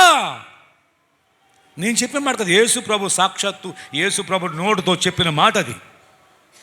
ఇది కొంతమంది నచ్చదు, నచ్చినా నచ్చకపోయినా ఆయన నచ్చినట్టుగా మాట్లాడ్డా, ఆయన వాస్తవాలు మాట్లాడతాడు. తర్వాత మనం ఏమండి ఎర్రి మొక్కలు వేస్తాం. ధనవంతుడు అక్కడ ఏం చేశాడు? ఎర్రి మొక్కం వేశాడు. ఏమండి ఎర్రికేకలు వేస్తున్నాడు. దిక్కేవాడు అక్కడ భూమి మీద ఉండగా గ్రహించలేదు, గమనించలేదు, అర్థం చేసుకోలేదు. ప్రియ దేవుని బిడ్డలారా, నువ్వైనా నీ సమయం అయినా దేవుడు నీకు ఇచ్చింది ఏదైనా సరే ప్రభువును మహిమపరచడానికి వాడాలి పిల్లారా. ప్రభు మహిమ కొరకు వాడాలండి. ప్రభు కొరకే నువ్వు ఆ ఆధిక్యతను కలిగినటి వారుగా ఉండాలి అని బైబిల్లో యేసు ప్రభు చెప్పిన మాట అది. ఇంకా కొంచెం కిందకు చదువు చూడండి, ఇంకొక మాట అదే వాక్యం కాకుండా కొంచెం ముందుకు వెళదాం. చూడండి, పరిశుద్ధ గ్రంథంలో నుండి మనం ఆలోచన చేసినప్పుడు మరొక మాట చదువుదాం. ఓకే, లూకాసు వార్త, అదే లూకాసు 19వ అధ్యాయం 6 నుండి 9 వరకు. ఇక్కడ మరో సందర్భం, మరొక ఏమండి అంజురపు చెట్టు కనపడుతుంది. అతడు త్వరగా దిగి సంతోషముతో అమ్మా ఎన్నో అధ్యాయం చెప్పాను? 13వ అధ్యాయం లూకాసు వార్త 13 అమ్మా 19 అన్నానా? 13వ అధ్యాయం 6 నుండి. ఆగమ్మ, మౌతుంది కదా ఆవిడికి. మరియు ఆయన వారితో ఈ ఉపమానము చెప్పెను. ఒక మనుష్యుని ద్రాక్ష తోటలో అంజూరపు చెట్టు ఒకటి నాటబడి ఉండెను. అతడు దాని పండ్లు వెదక వచ్చినప్పుడు ఏమీ దొరకలేదు గనుక ఏమీ దొరకలేదంట. ఎదకొచ్చాడంట, ఇక్కడ కూడా ఏమీ దొరకలేదంట. గనుక అతడు, ఇదిగో 3 ఏండ్ల నుండి నేను ఈ అంజూరపు చెట్టున పండ్లు వెదకవచ్చుచున్నాను గాని ఏమీ దొరకలేదు. దీనిని నరికి వేయుము, దీని వలన ఈ భూమి ఏల వ్యర్థమైపోవాలని. ఈ భూమి ఎందుకు వ్యర్థమైపోవాలి? ద్రాక్ష తోట మాలితో చెప్పాను. అది ఇక్కడ గమనించారా? ఇక్కడ విషయం ఏంటంటే, ఇక్కడ కూడా అంజూరపు చెట్టులో ఏదో ఫలాన్ని ఆశించి వచ్చాడు, కానీ అక్కడ కూడా ఏమి ఆకులు తప్ప కాయలేమి లేవు. కానీ ఇక్కడ ఒక విషయం ఏంటంటే, ఆ త్రావు పక్కన ఉన్న చెట్టు ఒక ఫలించకపోయినా దానికి ఒక అర్థం ఉంటుంది. కానీ ఫలించాలి, అది ఫలించాలి ఆశపడ్డాడు కాబట్టి ప్రభు. కానీ ఇదేంటంటే ప్రత్యేకించి ఎక్కడి నుంచో ఒక మొక్క తెచ్చి ఆ తోటలో కొంచెం ఖాళీ చేసి, ద్రాక్ష తోట కొంచెం ఖాళీ చేయించి ఆ పాదులను తీసేసి దీనికి ఒక స్థలం ఏర్పాటు చేసి దీన్ని అక్కడ నాటి నీళ్లు పోసి ఎరువేసి దీన్ని కంచేసి దీన్ని చక్కగా పెంచాడు. పెంచినప్పుడు 3 సంవత్సరాలుగా, అంటే 3 సంవత్సరాల క్రితమే కాయాలి, ఇది కాయలేదు. సరే అనుకున్నాడు. మళ్ళీ సంవత్సరం వచ్చాడు, కాయలేదు. మళ్ళీ ఈ సంవత్సరం వచ్చాడు, ఆయనకి కోపం వచ్చింది. ఆ తోట యజమానుడికి కోపం వచ్చింది. కాబట్టి వెంటనే కూడా దీనివల్ల ఈ నేలంతా వేస్ట్ అయిపోతుంది. ఇక్కడ మరో చెట్టు ఎత్తే కాస్తుంది కదా, ఈ చెట్టు తీసేసి మరో చెట్టు ఎత్తే బాగుండు కదా. ఫలించలేని ఈ చెట్టు ఎందుకు పిల్లరా? ఇది మనమే తీసుకోవాలి. నువ్వు ఫలించకపోతే ప్రభు కూడా అదే అనుకుంటాడు. ఎందుకు? నేను రక్షించుకున్నాను, కానీ ఏది ఫలమేది? ఫలం కనిపించాలి, ఫలం కావాలి. ప్రభు ఆశను తీర్చాలి, ప్రభు ఆకలి తీర్చాలి, ప్రభు అవసరం తీర్చాలి. గమనించండి పిల్లారా, ఎలాంటి ఆకలి తీరుతాం? ఎలాగండి ఆశ తీరుతాం? ఎలాగండి ఆయన అవసరం తీరుతాం? ఎలాగో తెలుసండి ప్రియ దేని బిడ్డలారా, ఎలాగో తెలుసా? పరిశుద్ధ గ్రంథమైనది బైబిల్లో యేసు ప్రభు చెప్పాడు. అది యేసు ప్రభు చెప్పాడు. ఏం చెప్పాడంటే చూడండి, మత్తయి సువార్త 25:41, 20:41 వస్తుంది, చదవండి. అప్పుడు ఆయన ఎడమ వైపున ఉన్న వారిని చూచి శపించబడిన వారులారా నన్ను విడిచి. ఎవరాలో? ఎడమ వైపునటి వారు, మేకలు అన్నమాట. గొర్రెలేమో కుడివైపున ఉన్నాయి, మేకలు ఎడవైపున ఉన్నాయంట. యేసుప్రభు చెప్తున్నాడు, ఆ మేకల్ని దేవుడు తండ్రి చెప్పించాడంట. మనము క్షమించబడి ఆయన చిత్తం నెరవేర్చేవారుగా మనం ఉండాలి. చెప్పించబడిన లిస్టులో మనం ఉండకూడదు. పిల్లారా, ఎందుకు చెప్పించాడో చెప్తున్నాడు. నా తండ్రి చేత చెప్పించబడిన వారులారా నన్ను విడిచి అపవాదికిని వాని దూతలకును సిద్ధపరచబడిన నిత్యాగ్నిలోనికి, అంటే నరకానికి పోండి, మీకు క్షమాపణ లేదు, ఇక పోండి. మీరు చెప్పించబడ్డారు కనుక పోండి. కారణం చెప్తున్నాడు అక్కడ, ఎందుకు చెప్పించబడ్డారు. చదవమ్మా. నేను ఆకలి కొంటిని. గమనించారండి, ఆశపడ్డాడంట, ఆకలి అయ్యిందంట. ఏమండి గమనించండి, ఏమంటున్నాడు? నేను ఆకలిగా ఉన్నాను, నీ భోజనం పెట్టలేదు నాకు. నేను నీ దగ్గరికి వచ్చాను, నీకు కనిపించాను, నేను ఆకలితో ఉన్నాను, నువ్వు చూసావు, భోజనం పెట్టలేదు నాకు. అందుకు నేను ఇచ్చాక నీకు, అందుకు చెప్పించబడ్డావు. నీకుంది కదా, నీకున్న దాంట్లో అయ్యో పూట భోజనం పెడితే ఏం పోయింది? ఎవరికైనా పెట్టామా? ఆకలితో ఉన్న వ్యక్తిని తీసుకొచ్చి ఇంటికి తీసుకొచ్చి, అమ్మ ఈరోజు అవసరం మనం మానేద్దాం, పాపం చాలా ఆకలితో ఉన్నాడు, ఆకలితో ఉందామే, తీసుకొచ్చి కూర్చోబెట్టి నీవు తినే భోజనం, నీ కొరకు సిద్ధపరుచుకునే మంచి భోజనం ఎప్పుడైనా పెట్టావా? ఎంతమంది నీకు ఎదురవ్వలేదు? ఎంతమంది నువ్వు చూడలేదండి? ఆడ బతుకులు అంతే, ఆ దిక్కులు అంతే. ఏమండి అదండి, అంటే అది చూస్తాడు ప్రభు.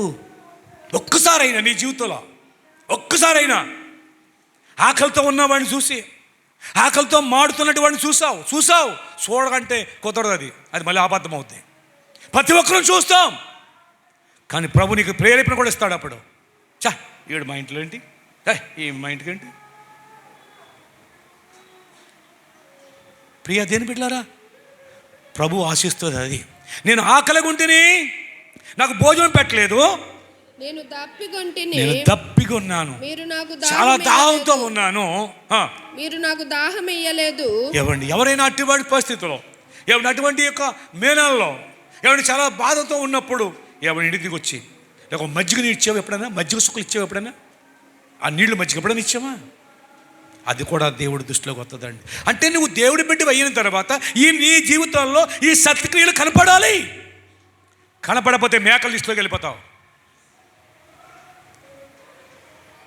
నీ మడి నీవు ఉన్నావు కానీ సరిపోదు. రక్షించబడిన నీలో ఈ సత్క్రియలు కనపడాలి. ఆకలిగా దాహం కొని ఉన్నాను, మీరు నాకు దాహం దాహం లేదు. పరదేశినై ఉన్నాను, మీరు నన్ను చేర్చుకొనలేదు. అంటే ఇక్కడ తెలియని వ్యక్తి, ఇతర ప్రాంతం నుంచి వచ్చిన వ్యక్తి పరదేశిగా ఉన్నాడు, పరదేశులుగా ఉన్నారు. ఎప్పుడైనా వాళ్ళకి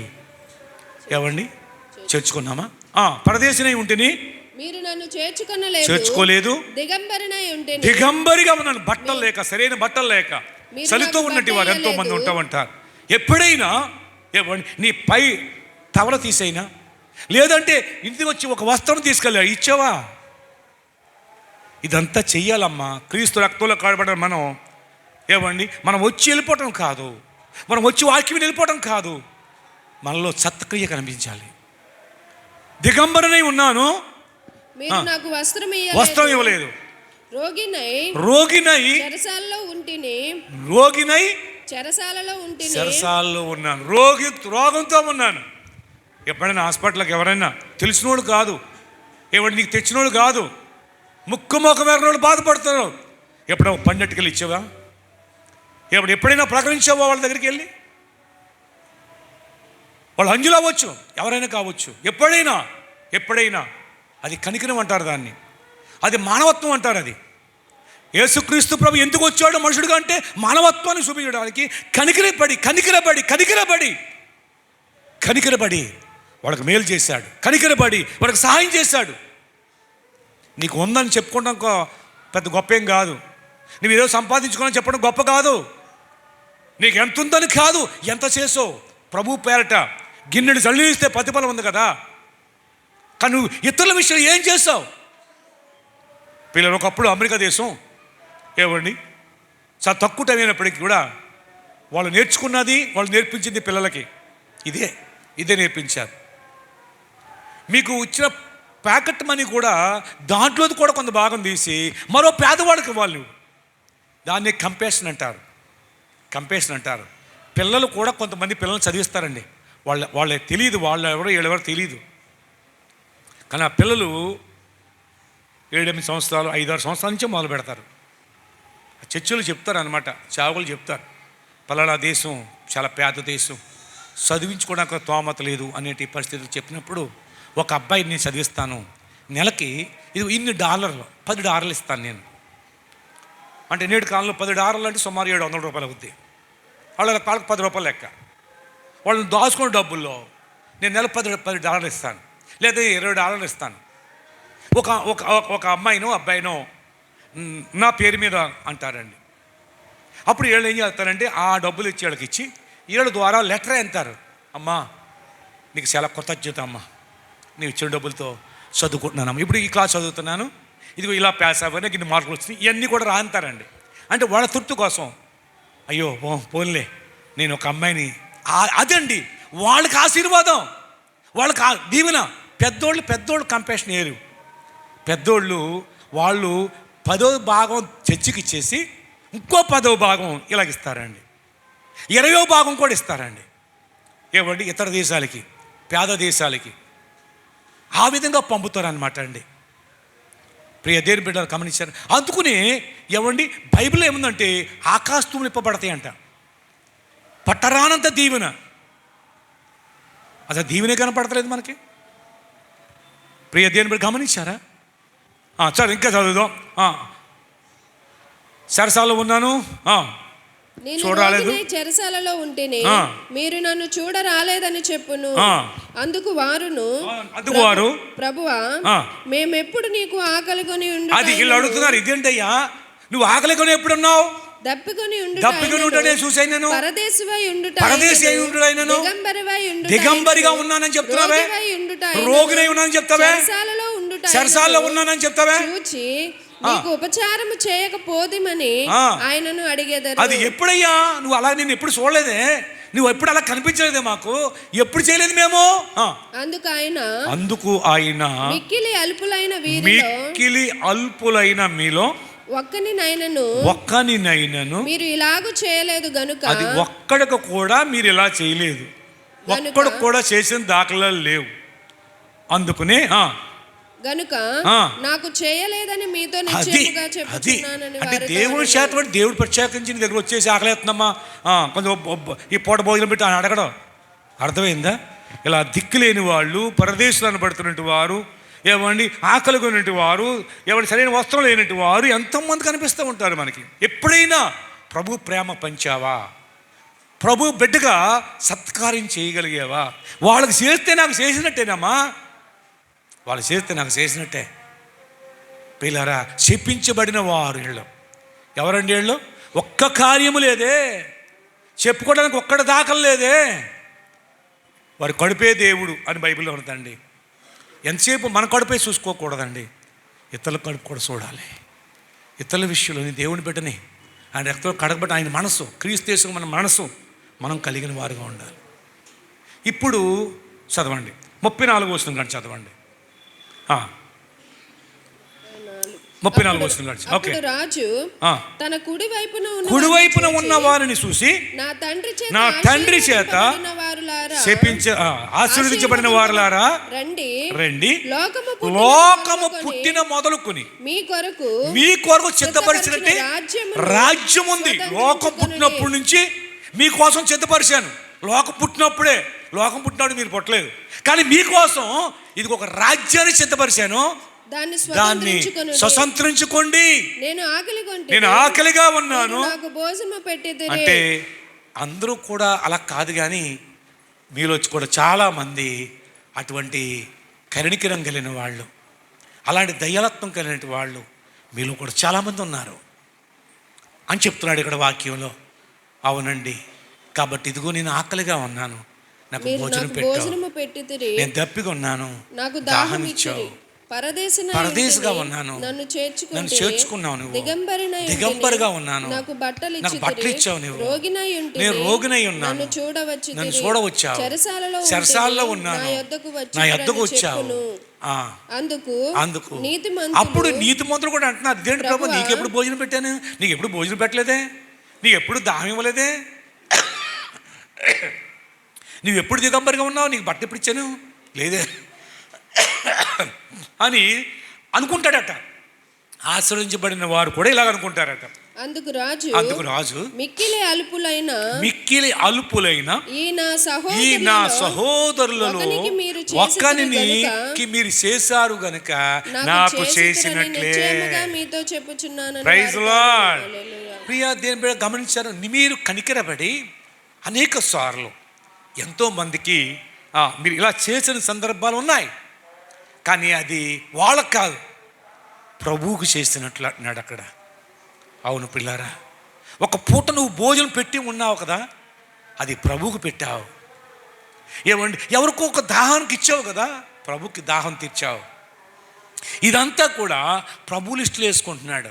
నువ్వు చేసిన ప్రతి స్వల్పమైనది అల్పమైనది కూడా ఇదంతా కూడా అక్కడ ఏమండి సిద్ధపరచబడిందండి. ఒక రోజున నేను ఇలాగే అంటాడు, ఓ నా తండ్రి చేత ఆశ్రయించబడినవా, ఓ నా బిడ్డ రా, ఇదిగో లోకం పుట్టిన కాడి నుంచి నేను ఈ రాజ్యాన్ని నేను నీ కోసం సిద్ధపరుస్తాను, స్వతంత్రించుకో, నీదేది, ఈ రాజ్యం అంతా నీదే. ఇక్కడ ఏం చేసావు, కొంచెం స్వల్పమని చేసావు అంతే. అదే ఆయన దృష్టిలో ఘనమైనగా చేసుకున్నాడు అండి. కనుక ఆ స్వల్పం అనేవి ప్రతి ఒక్కరూ చేయాలి. అవునండి, కాబట్టి కొంతమంది చేశారు, కానీ అందరూ చేయాలి, చేసిన వాళ్ళు ఇంకెక్కువ చేయాలి. ఎంత ఫలితం ఉంది అక్కడ. అవునండి, అంత ఫలితం ఉందమ్మా, అంత ఆశీర్వాదం ఉందమ్మా. ఎందుకంటే ఈ లోకంలోనే కూర్చుకుంటే ఒక రోజున అంటాడు, ఎర్రోడా టైం అయిపోయింది తప్పమంటాం. అప్పుడు ఆడుతున్నాడు, నీవు సిద్ధపరిచినవి నీవు సిద్ధపరిచినవి ఎవరి వగును? నీవు సిద్ధపరిచినవి నీకు తెలియదు అంటే మా బిడ్డలో కదండి అంటారు. ఏమో బిడ్డలకి వెళ్తుందో లేకపోతే ఇంకో రకంగా పోతాయో ఎవరిని తెలిసారండి? వాళ్ళ బళ్ళు వాళ్ళని వింటలేదా? ఎంతమందిని చూడలేదు మనం? దేవుని ఆశీర్వాదం ముఖ్యం. దేవుని ఆశీర్వాదం మనం పొంది మన బిడ్డలకు ఆ ఆశీర్వాదంలో నడిపించాలి. వాళ్ళకి ఏంటంటే బోళ్ళు ఉంది. ఏవండి బోళ్ళు ఉందండి. ఆ కాల్పొని అనేది మొత్తం తగడిపోయింది. వాళ్ళ బోళ్ళు ఉందనుకున్న వాళ్ళే. ఏవండి గాజా పట్టణం చాలా ఉన్నతంగా ఉండేదండి, మొత్తం కాల్చేశారండి. ప్రభునందు పిల్లల ఇలా చేసుకుంటూ పోతే ఎన్ని చూస్తున్నాం మన కళ్ళ ముందు. మనకేదో ఉందని చెప్పి అతిశయించొద్దు. అది ఉంటుంది, రేపొద్దున పోద్ది. అది పోవాలని కాదని చెప్పేది, దాని మీద మనసు పెట్టుతున్నాడు. అది ఇక్కడ అది చెప్పేది ఏంటంటే దాని మీద మనసు పెట్టి శరీరదారులను ఆధారం చేసుకుని, శరీర సంబంధం ఆధారం చేసుకుని దేవుని మీద నుండి నీ హృదయం తిప్పుపడుతుందేమో, జాగ్రత్త. అది శాపగ్రస్తానికి దారితీస్తుందండి, శాపగ్రస్తానికి దారితీస్తుంది. కనుక ఎప్పటికీ కూడా పరిస్థితులు ఎలాగున్నా దేవుని మీదే మన మనసు ఉండాలి, మన పరిస్థితి ఉండాలి. ఇక్కడ ప్రభు అంటున్నాడు, ఆ తోటమాలి అంటున్నాడు, నరికేయి అన్నాడు తోటమాలితో. అయ్యా ఈ సంవత్సరం కూడా చూస్తాను. ఇప్పుడు చదువమ్మ మాట 13. గనుక అతడు ఇదిగో 3 ఏండ్ల నుండి ఈ అంజూరపు చెట్టున పండ్లు వెదకు వచ్చుచున్నాను గాని ఏమీ దొరకలేదు. దీనిని నరికి వేయుము, దీని వలన ఈ భూమియు ఏల వ్యర్థమైపోవలనని ద్రాక్ష తోటమాలితో చెప్పాను. అయితే వాడు, అయ్యా నేను దాని చుట్టూ త్రవ్వి. అంటే ఇంతవరకు ఒక పక్క తవ్వినట్టున్నాడు. సర్వసాధారణంగా చుట్టూ తవ్వక్కలేదు. గొబ్బరెట్లకి మందెట్టినప్పుడు ఏదో పక్కన తవ్వి మందేస్తే క్లాక్ కొడుతుందండి. కానీ ఇక్కడ అన్నాడు చుట్టూ తవ్వుతాను. ఇప్పుడు ఒకవేళ ఆ పక్కన ఏదైనా ఏళ్ళలో ఏదైనా ప్రాబ్లం ఉందేమో, ఆ పక్కన ఏదైనా ఏ పురుగు లాంటిది ఏదైనా ఉందేమో, ఇది కాయపోవడానికి కారణం, నేను చుట్టూ తవ్వుతాను అంటే అర్థం ఏంటంటే ఇంకా ఎక్కడో ఒక పక్క బాగానే ఉంటున్నారు, మరో పక్క ఏదైనా ప్రాబ్లం ఉందేమో, ఏ అవిధేయత ఉందో, ఏ పాపం ఉన్నదో అది కూడా నేను తవ్వుతాను. తోటమాల అంటున్నాడు అండి, తవ్వుతాను, అది కూడా నేను పట్టించుకుంటాను. ఒక పక్కే కాదు, చుట్టూ పట్టించుకుంటాను. ఇప్పుడు వారు ఈ కనిపించేంటి భాగమే కాకుండా వాళ్ళు వెనక భాగం అంటే వాళ్ళ యొక్క రహస్యమైన జీవితం ఎలాగుందో అది కూడా పట్టించుకుని నేను వాక్యంతో సరిచేస్తాను ప్రభువా. అంటే ఒక సేవకుడికి సాదృశ్యం అండి తోటమాలి. ఆయన ప్రభువుకు సాదృశ్యం. ప్రభువా 3 సంవత్సరాలు బట్టి కాస్తున్నాను, మందేస్తున్నాను, నీరెడుతున్నాను, ఎరువేస్తున్నాను, అసలు ఫలించలేదు అంటే అయితే ఇంకా ఈ పట్టు కొంచెం ఒక శ్రద్ధ తీసుకుంటాను. ఏదైనా వాళ్ళ వ్యక్తిగతమైన ఏ విషయంలోనైనా వాళ్ళు ఎక్కడ తప్పిపోతున్నారేమో దాని విషయంలో కొంచెం శ్రద్ధ తీసుకుంటాను. దాని విషయంలో కొంచెం లోతుకు వెళ్తాను, కొంత లోతుకు తవ్వుతాను, మరొకసారి పట్టించుకుంటాను. దానికి సాదృశ్యం. తర్వాత చుట్టూ తవ్వి ఎరువు వేయు మట్టుకు, అది ఒక పక్క కాకుండా చుట్టూ వేస్తాను. చుట్టూ వేస్తాను, ఒక పక్క కాదు, చుట్టూ వేస్తాను. అవును, ఒక ఆదివారమే కాదు, వ్యక్తిగతంగా నేను వాళ్ళ దగ్గరికి వెళ్తాను. వాళ్ళకు కొన్ని మాటలు వ్యక్తిగతంగా వారితో చెప్తాను, అవసరం అనుకుంటే కొన్ని హెచ్చరిస్తాను. అది దాని సాదృశ్యం. తర్వాత ఎరువు వేయు మట్టుకు కూడా ఈ సంవత్సరం ఉండు. ఈ సంవత్సరం ఇంక ఎంతవరకు ప్రయత్నం చేయాలి అంతవరకు చేసేస్తాను, ఫలించేస్తుంది. ఫలించకపోతే ఇంక నాకు చెప్పక్కర్లేదు, మీ ఇష్టం, మెరికేసుకోవచ్చు, తీసేసుకోవచ్చు. అది ఫలించినా సరే, ఫలిస్తుందా సరే, లేని ఎడల లేకపోతే నేను అడ్డు నరికి. పిల్లారా, దేవుడు కూడా మనకి ఈ సంవత్సరం ఇచ్చాడు. పిల్లారా, మన తోటమాలి మన ప్రభు అయిన యేసుక్రీస్తు అనుకుందాం. ఈ సంవత్సరం ఇచ్చాడు. ఈ సంవత్సరం మనం ఫలించాలి ప్రభు కొరకు. ఎంతసేపు కూడా ఆ సోదరు ఉంది, ఈ సోదరు ఉంది, ఆ శ్రమ ఉంది, ఈ శ్రమ ఉంది, ఆ కష్టం ఉంది, ఈ కష్టం ఉంది, ఇది వద్దు. ఎలాంటి పరిస్థితుల్లోనైనా ఫలించేవాడు ఫలిస్తాడండి. ఎలాంటి ప్రతికూలమైన పరిస్థితుల్లోనైనా ప్రభువులు ఆనందిస్తాడండి. ఎలాంటి కష్టమైనా నష్టమైనా కానీ ప్రభువులు ఆనందించాలి మనం. పౌలు గారు చెప్పేది అదే, నేను ఎప్పుడు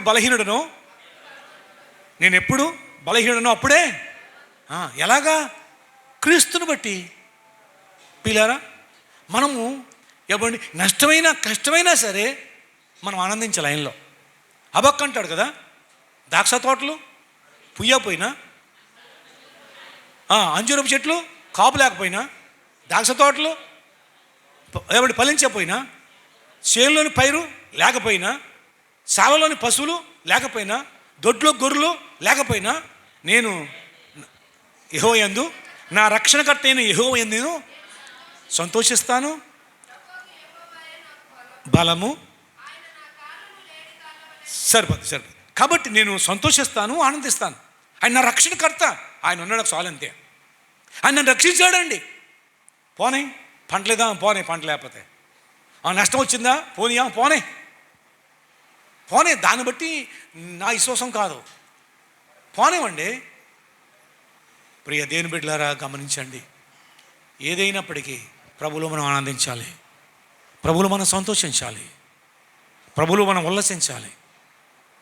ప్రియ దేవుని బిడ్డలారా, అన్నీ బాగుంటే కాదు, ఎలా అంటే ఉన్నవండి, నీ రక్షణకర్త నువ్వు ఆనందించాలి. ఆశీర్వదించబడిన వాడు ఆనందిస్తాడు. ఆశీర్వదించబడిన వారు మనం, ఆశీర్వదించాడు మనల్ని. మన హృదయం ఆయన మీద పెట్టుకుందాం, ఆయన మీద ఆశ పెట్టుకుందాం. ఈ చెట్టు అంట ఏం చేయలేదు, ఫలించలేదు. ఫలించలేని చెట్టు ఏవండి, ఫలించని చెట్టు, ఫలించలేని చెట్టు, ఫలించాలని అనుకోలేని చెట్టు. కనీసం ఫలించాలనా అనుకోవాలి కదా. అంటే అలా చెప్తారులే, మనం ఎక్కడ చేస్తాం ఇవన్నీ. కానీ పిల్లలు అలా కాదకుండా అండి, ఫలిస్తానని ఆశ కలిగిన చెట్టులాగా ఉందా? ఆ చెట్టులో ఏమి ఉండాలి ఇప్పుడు? ఆశ కలగాలి. నేను ఫలిస్తాను, అయ్యో ఇంతవరకు నేను ఫలించలేకపోయాను, నా యజమానుడికి ఆశ తీర్చలేకపోయాను, ఆకలి తీర్చలేకపోయాను, అవసరం తీర్చలేకపోయాను, నేను ఫలిస్తాను ఈ సంవత్సరం, ఏమైనా సరే, ఏమంటే ఏమని, ఏ స్థితిలో అంటే ఉన్నాయి. ప్రభు ఏ స్థితిలో పెట్టినా సరే ఆయన రక్షణకర్త, అంటే ఆయన రక్షించాడు, ఆయన ప్రాణం పెట్టాడు నా కోసం, నన్ను బ్రతికించాడు, ఈ బతుకిచ్చాడు. ఈ బతుకు ఆయన కొరకే బతుకుతాను నేను, ఆయన కొరకే బతికి నా పరిశుద్ధ జీవితం ద్వారా నా ప్రభుని మహిమపరుస్తాను, నా ప్రభుని గర్వపరుస్తాను. నేను ఎంతవరకు చేయాలో, నేను ఎంతవరకు చేయాలో అంతవరకు చేస్తాను. ప్రైజ్ లార్డ్, హల్లెలూయా. కాబట్టి ప్రియ దేవుని బిడ్డలారా, అలాంటి యొక్క ఆలోచన మనలో రావాలి. అంతేకాదు ఏవండి, దేవుని యొక్క మాట వింటే తప్పక ఫలిస్తాం. దేవుడి మాట వినకపోతే తప్పకుండా మనం చెప్పించబడతాం. దేవుని మాటకు మనం ఏమవ్వాలి? కట్టుబడి ఉండాలి, లోబడి ఉండాలి. చూడండి, కొన్ని మాటలు చెప్తాను, చాలా ఉంటాయి కానీ కొన్ని గుప్తంగా చూద్దాం. ద్వితీయోపదేశ కాండము 28వ అధ్యాయం అండి, 28వ అధ్యాయము 15 వచనం కానీ చదువుదామా కొన్ని మాటలు.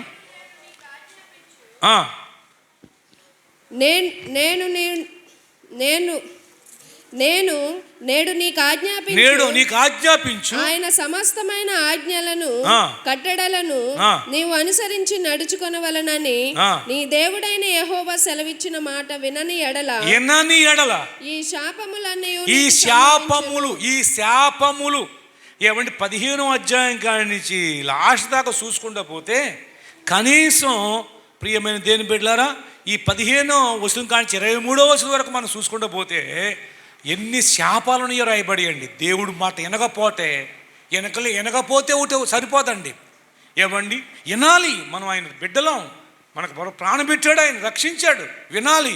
వినకపోతే ఈ శాపములన్నీ నీకు సంభవించును, నీ కుటుంబానికి సంభవించును. పట్టణములో నీవు శపించబడతావు, ఏ పట్టణంలో ఉన్నా, పొలములో నీవు శపింపబడదు. అదనమాట. ఇక్కడ వినకపోతే ఎటువంటి శాపములనయో ఇక్కడ చెప్పబడుతుందండి. కనుక అదే 28వ అధ్యాయం 1 నుంచి 7 వరకు లేక 14 వరకు చూస్తే కనుక అక్కడ ఆయన మాట వింటే ఈ దీవెనలన్నీ నీ మీదకి వచ్చి నీకు ప్రాప్తించును. చదవండి తర్వాత ఇంటికి వెళ్ళాక 1 నుంచి 14 వరకు ఆశీర్వాదాలు, దీవెనలు. మాట విన్నవాడికి దీవెనలు, ఆశీర్వాదాలు. మాట వినలేని వారికి 15 కాడి నుంచి 23 వరకు చదవండి ఇంటికాడ. ఎలాంటి శాపాలో చూడండి. ఎలాంటి ఏమండి, దేవుడి మాట విన్నప్పుడు దేవుడు ఇశ్రాయేలు ప్రజలకు ఏమండి కట్టిన ఇళ్ళు ఇచ్చాడు, తవ్విన బావులు ఇచ్చాడు, ఫలభరితంగా కాపుకు వచ్చిన తోటలు ఇచ్చాడు, ఇవన్నీ ఇచ్చాడే. మాట వినలేదు వాళ్ళు, మాట శవన పెట్టారు. కనుక శత్రువులు వచ్చి వీళ్ళ పట్టణాలు నేలమట్టం చేసి, వీళ్ళ ఇళ్ళు నేలమట్టం చేసి, వీళ్ళ ఆస్తి, వీళ్ళ ఎండి బంగారాలు, వీళ్ళ గుళ్ళు ఇవన్నీ పడగొట్టేసి మొత్తం దోసుకెళ్ళిపోయి వీళ్ళలో చాలామందిని హతం చేసేసి కొంతమందిని బందీలుగా తీసుకెళ్ళిపోయారండి. ఎప్పుడు అంటే వినలేనప్పుడు. విన్నప్పుడు కట్టుకోక్క లేకుండా కట్టేసి ఇచ్చాడు, తవ్వుకోక్క లేకుండా తవ్విన బావులు ఇచ్చాడు, నాటక్క లేకుండా నాటేసి గుత్తులు గుత్తులుగా కాస్తున్న తోటలు ఇచ్చాడు. వీళ్ళ అనుభవించమని.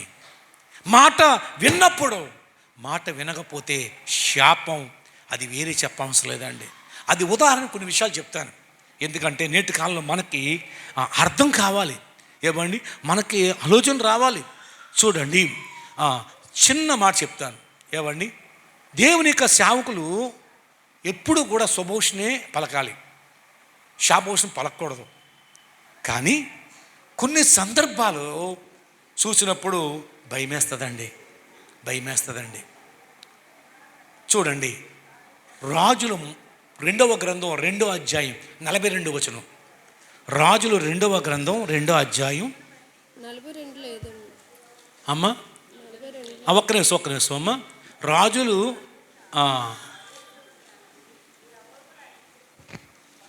ఒక్క నిమిషం అమ్మ. 2వ రాజులు తీసుకున్నారు, 2వ అధ్యాయం 22 లేక 23 అమ్మా. వాళ్ళు అక్కడ ఒక్క నిమిషం నేను అక్కడ మిస్ అయ్యాను. 2వ రాజులు తీసుకున్నారా? 2వ అధ్యాయం తీయండి. బోడివాడ ఎక్కిపో. ఏంటి 23? అక్కడ నుండి అతడు బేతేలునకు ఎక్కి వెళ్ళెను. అతడు త్రోవను పోవుచుండగా బాలురులు అంటే బాలురు అంటే ఎవరో కూడి ఆడమని తెలియదు. బాలురు అంటే చిన్నపిల్లలు, సండే స్కూల్ పిల్లలు లాంటి వాళ్ళు.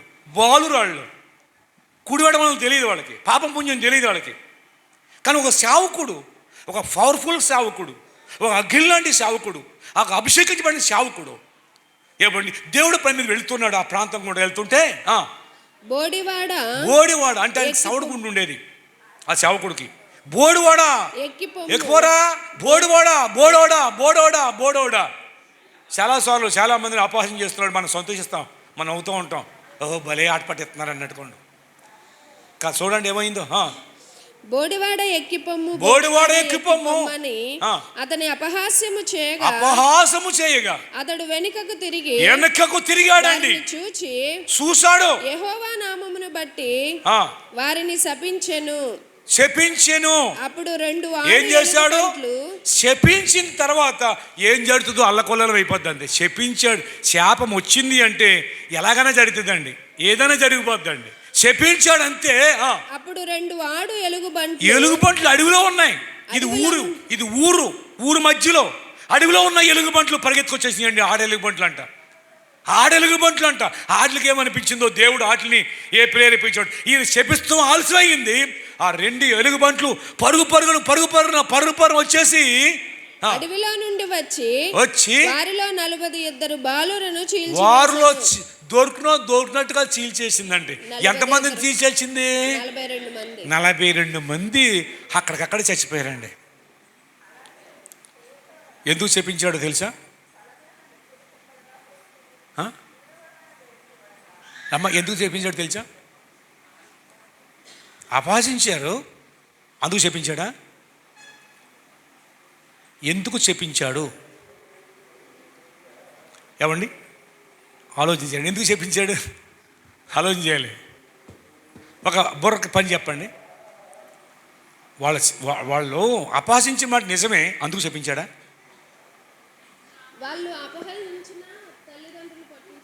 అది అంతమంది ఆపాదిస్తుంటే ఎవరు లేరు అక్కడ.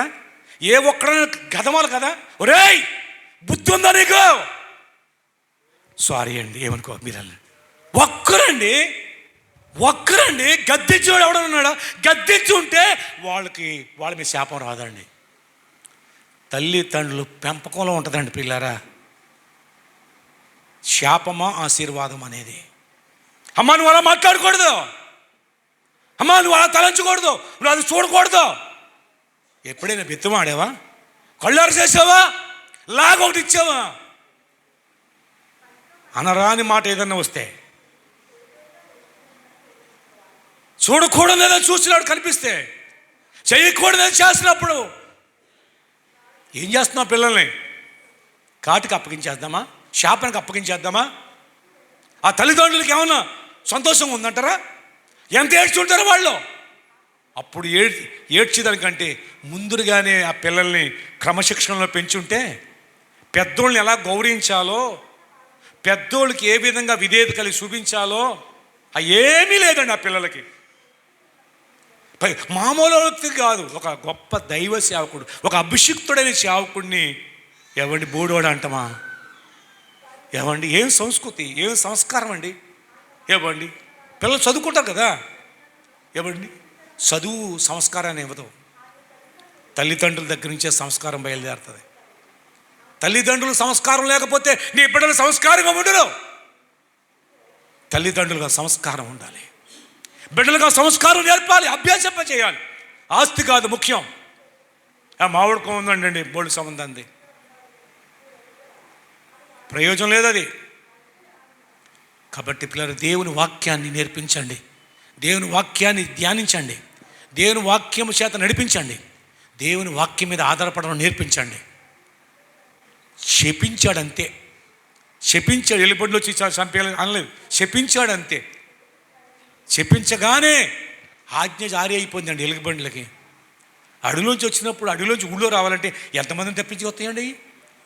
ఎంతమంది చూస్తారు? ఎవరో అడ్డుకోలేదా? ఏమండి ఎవరో దాన్ని ఆపుకోలేదా? దేవుడు సెలవు అయిపోతే, శాపాన్ని అనుభవిస్తే, శాపం మన మీద ఉంటే అలా అయిపోద్ది అంతే. కాబట్టి ఇక దేవుని వాక్యం నుండి మరికొన్ని విషయాలను మనం గమనించినట్లయితే ప్రియమైన దేవుని బిడ్డలారా, ఇక్కడ మరొక 2-3 మాటలు నేను చెప్పాలి. సమయం అయ్యింది, కానీ అయినా ఇప్పటికీ కూడా కొన్ని విషయాలు మీ ముందు పెట్టాలని ఆశిస్తూ ఉన్నాను. చూడండి, కీర్తన గ్రంథం 37వ అధ్యాయం 22వ వచనం చదువుదామా? కీర్తన గ్రంథం. యెహోవా ఆశీర్వాదము నొందిన వారు భూమిని స్వతంత్రించుకొందురు. అది ఏంటండి?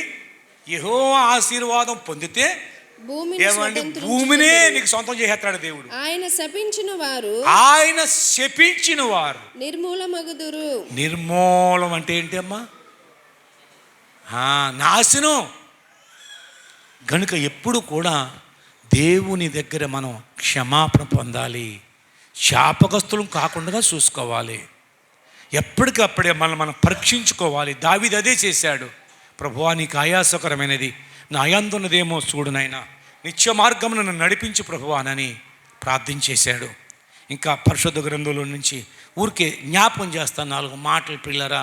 చూడండి, పరిశుద్ధ గ్రంథంలో మనం చూసినప్పుడు, మనం ఆలోచన చేసినప్పుడు ప్రియ దేని బిడ్డలారా, ఆదికాండం 4వ అధ్యాయం 11-12 వచనాలు చూసినప్పుడు కయ్యూనుతో అంటాడు, నీ తమ్ముడు ఎక్కడా? నీ తమ్ముడిని ఏబేలు ఎక్కడంటే నాకు కావాల ఉంచావా అంటాడు. అయితే అక్కడ ఒక కావున నీ తమ్ముని రక్తము నీ చేతిలో నుండి పొచ్చుకొనుటకు నోరు తెరిచిన ఈ నేల ఉండకుండా నీవు శపింపబడిన, ఈ నేల మీద నీవు ఉండవు, ఈ నేల మీదే ఉండవు, ఈ భూమి మీద నీవు ఉండవు, నీవు శపింపబడిన. దేవుడే శపించాడండి ఇక్కడ. ప్రియ దేవుని బిడ్డలారా, దేవుడు శపించినటి వ్యక్తి దేవుని చేత క్షమించబడ్డాడు. దేవుని చేత మనం ఆశీర్వదించబడ్డాలి, కానీ శాపాన్ని మనం మూట కట్టుకోకూడదు పిల్లారా.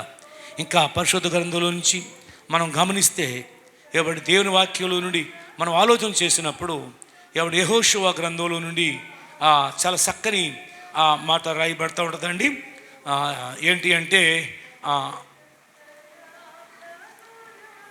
ఆకాను గురించి రాయబడితే 7వ అధ్యాయం 6వ అధ్యాయంలో కూడా మనం చూసుకోవచ్చు. 7వ అధ్యాయంలో అయితే ప్రియమైన దేవుని బిడ్డలారా, ఆకాను శపితమైన దాంట్లో తీసుకుని ఏమైపోయాడంటే ఆయన ద్వారా సుమారు 36 మంది చచ్చిపోవడానికి కారకుడయ్యాడు. చూడండి 6వ అధ్యాయము 26వ వచనం కూడా చదువుతారా? ఆ కాలమున యెహోషువ జనుల చేత శపథము చేయించి వారికి ఇలాగూ ఆజ్ఞాపించెను, ఎవడు యెరికో పట్టణమును కట్టించ పూనుకొనునో వాడు యెహోవా దృష్టికి శాపగ్రస్తుడగును. అది యెరికో పట్టణం గురించి ఇక్కడ మాట్లాడిచ్చాడు. ఇక్కడ తర్వాత 7వ అధ్యాయము మొదటి నుండి చదువుతామా? శపథమైన దాని విషయంలో ఇశ్రాయేలీయులు తిరుగుబాటు చేసిరి. 12వ వచనం చదువుదాం. 12వ వచనం. కాబట్టి ఇశ్రాయేలీయులు శాపగ్రస్తులై తమ శత్రువుల ఎదుట నిలువలేక తమ శత్రువుల ఎదుట వెనుకకు తిరిగిరి.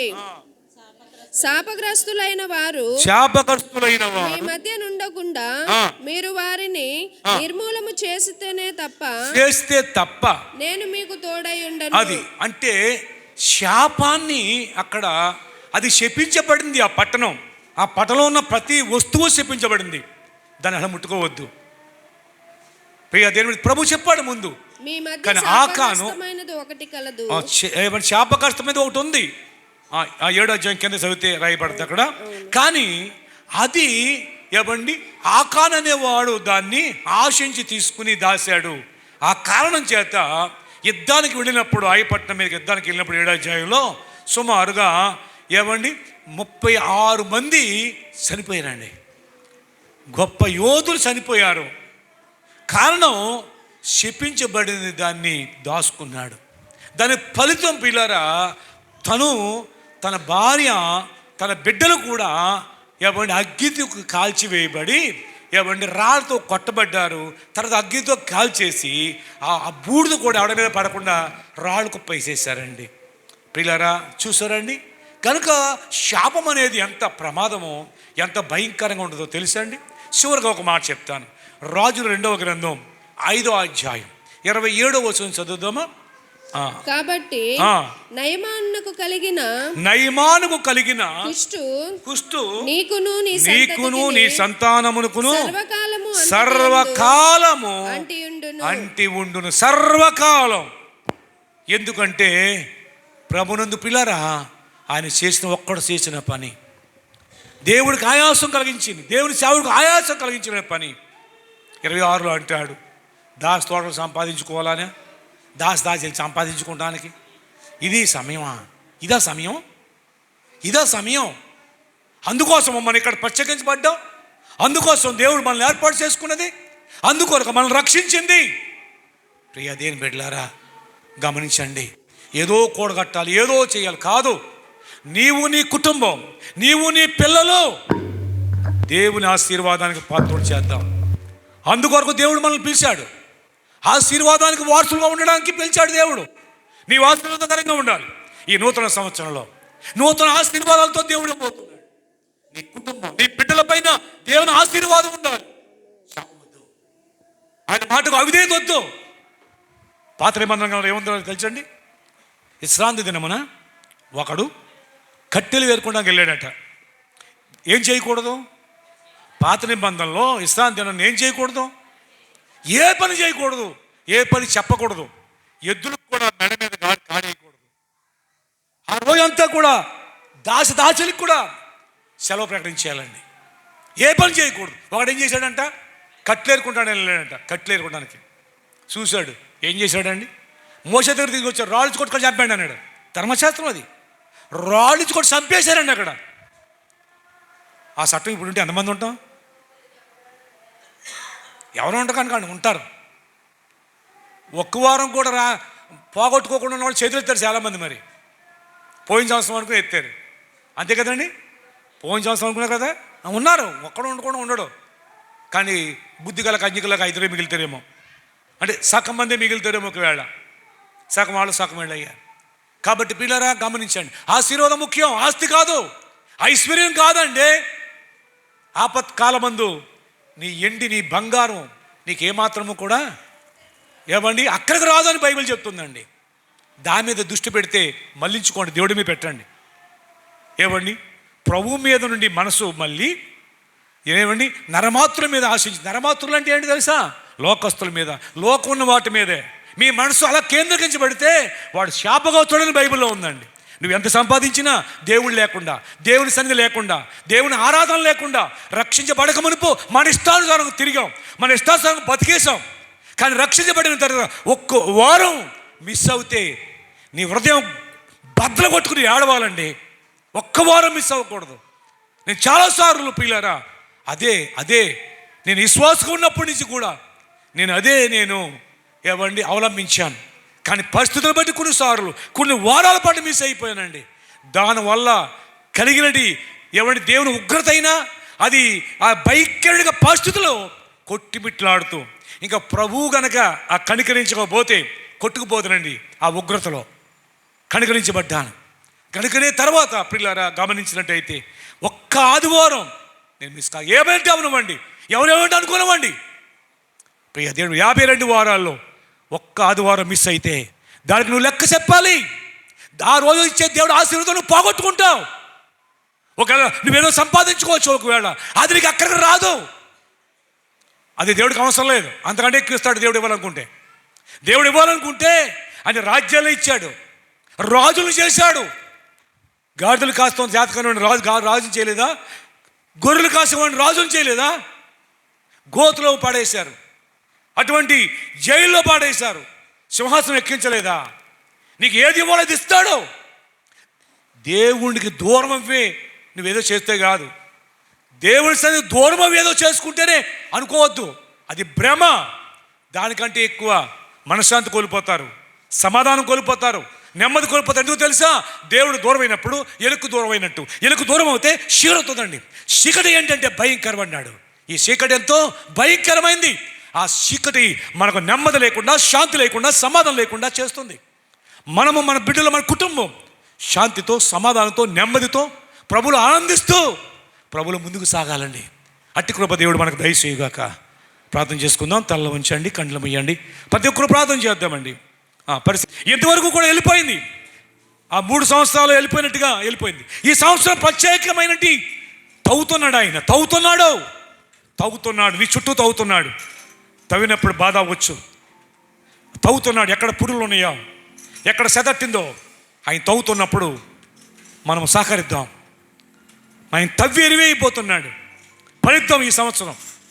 ఆయన ఆశ తీరుద్దాం, ఆకలి తీరుద్దాం, ఆయన అవసరం తీరుద్దాం. ప్రార్థన చేద్దామా? ఒక నిమిషం అందరూ ప్రార్థన చేద్దామండి. ప్రతి ఒక్కరు ప్రార్థన చేద్దాం. ఈ సమయంలో ప్రతి ఒక్కరు ప్రార్థన చేద్దాం. భారత్తో ప్రార్థన చేయండి. ఇక్కడ నేను చేయని ప్రార్థన మీరు చేయాలి. ప్రార్థన అంటే మౌనంగా ఉంటారంటే అలాగా కూర్చుని ఎవరికి వాళ్ళే ప్రార్థన చేయండి. ఏది విన్నారు, ఏది అర్థమైంది, ఏది ప్రభు దర్శించాడు, ప్రభు నీతో మాట్లాడితే ఏ మాట నీ హృదయం తాకింది, నీ హార్ట్ తాకింది, నిన్ను ఏ విధంగా పురుగొలుపుతుంది, ఏ విధంగా నిన్ను మండిస్తుంది, ప్రార్థన చేయి.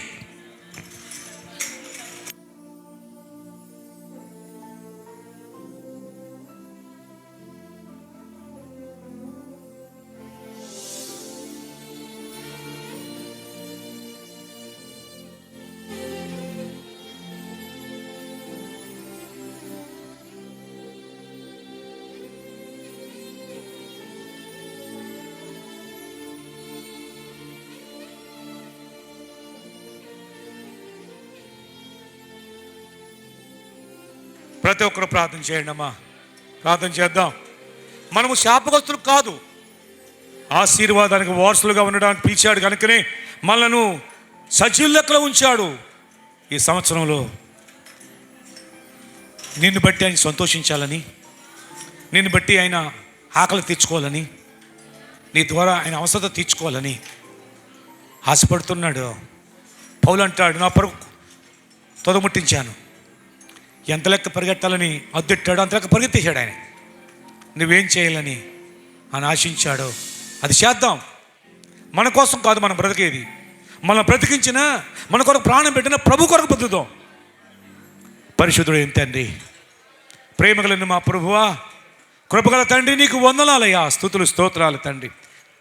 ఆ చెట్టులాగా కాకుండా ప్రభువా, నీ ఆశను తీర్చువారుగా, నీ ఆకలి తీర్చువారుగా, నీ అవసరత తీర్చువారుగా నన్ను, మమ్మల్ని దీవించు ప్రభువా. శాపం ఎంత ప్రమాదమైందో, శాపం ఎంత భయంకరమైందో. ప్రభు శాపం వల్ల ఏళ్ళు కూడా కుళ్ళిపోయాయి. ఏళ్ళు మొదలుకొని నిలువెల్లా కుళ్ళిపోయింది ఈ చెట్టు. ప్రభువా మేము క్షమాపణ, ప్రభువా మేము పొందుకోవటానికి ప్రభువా క్షమాపణ మాకు దయచే ప్రభువా.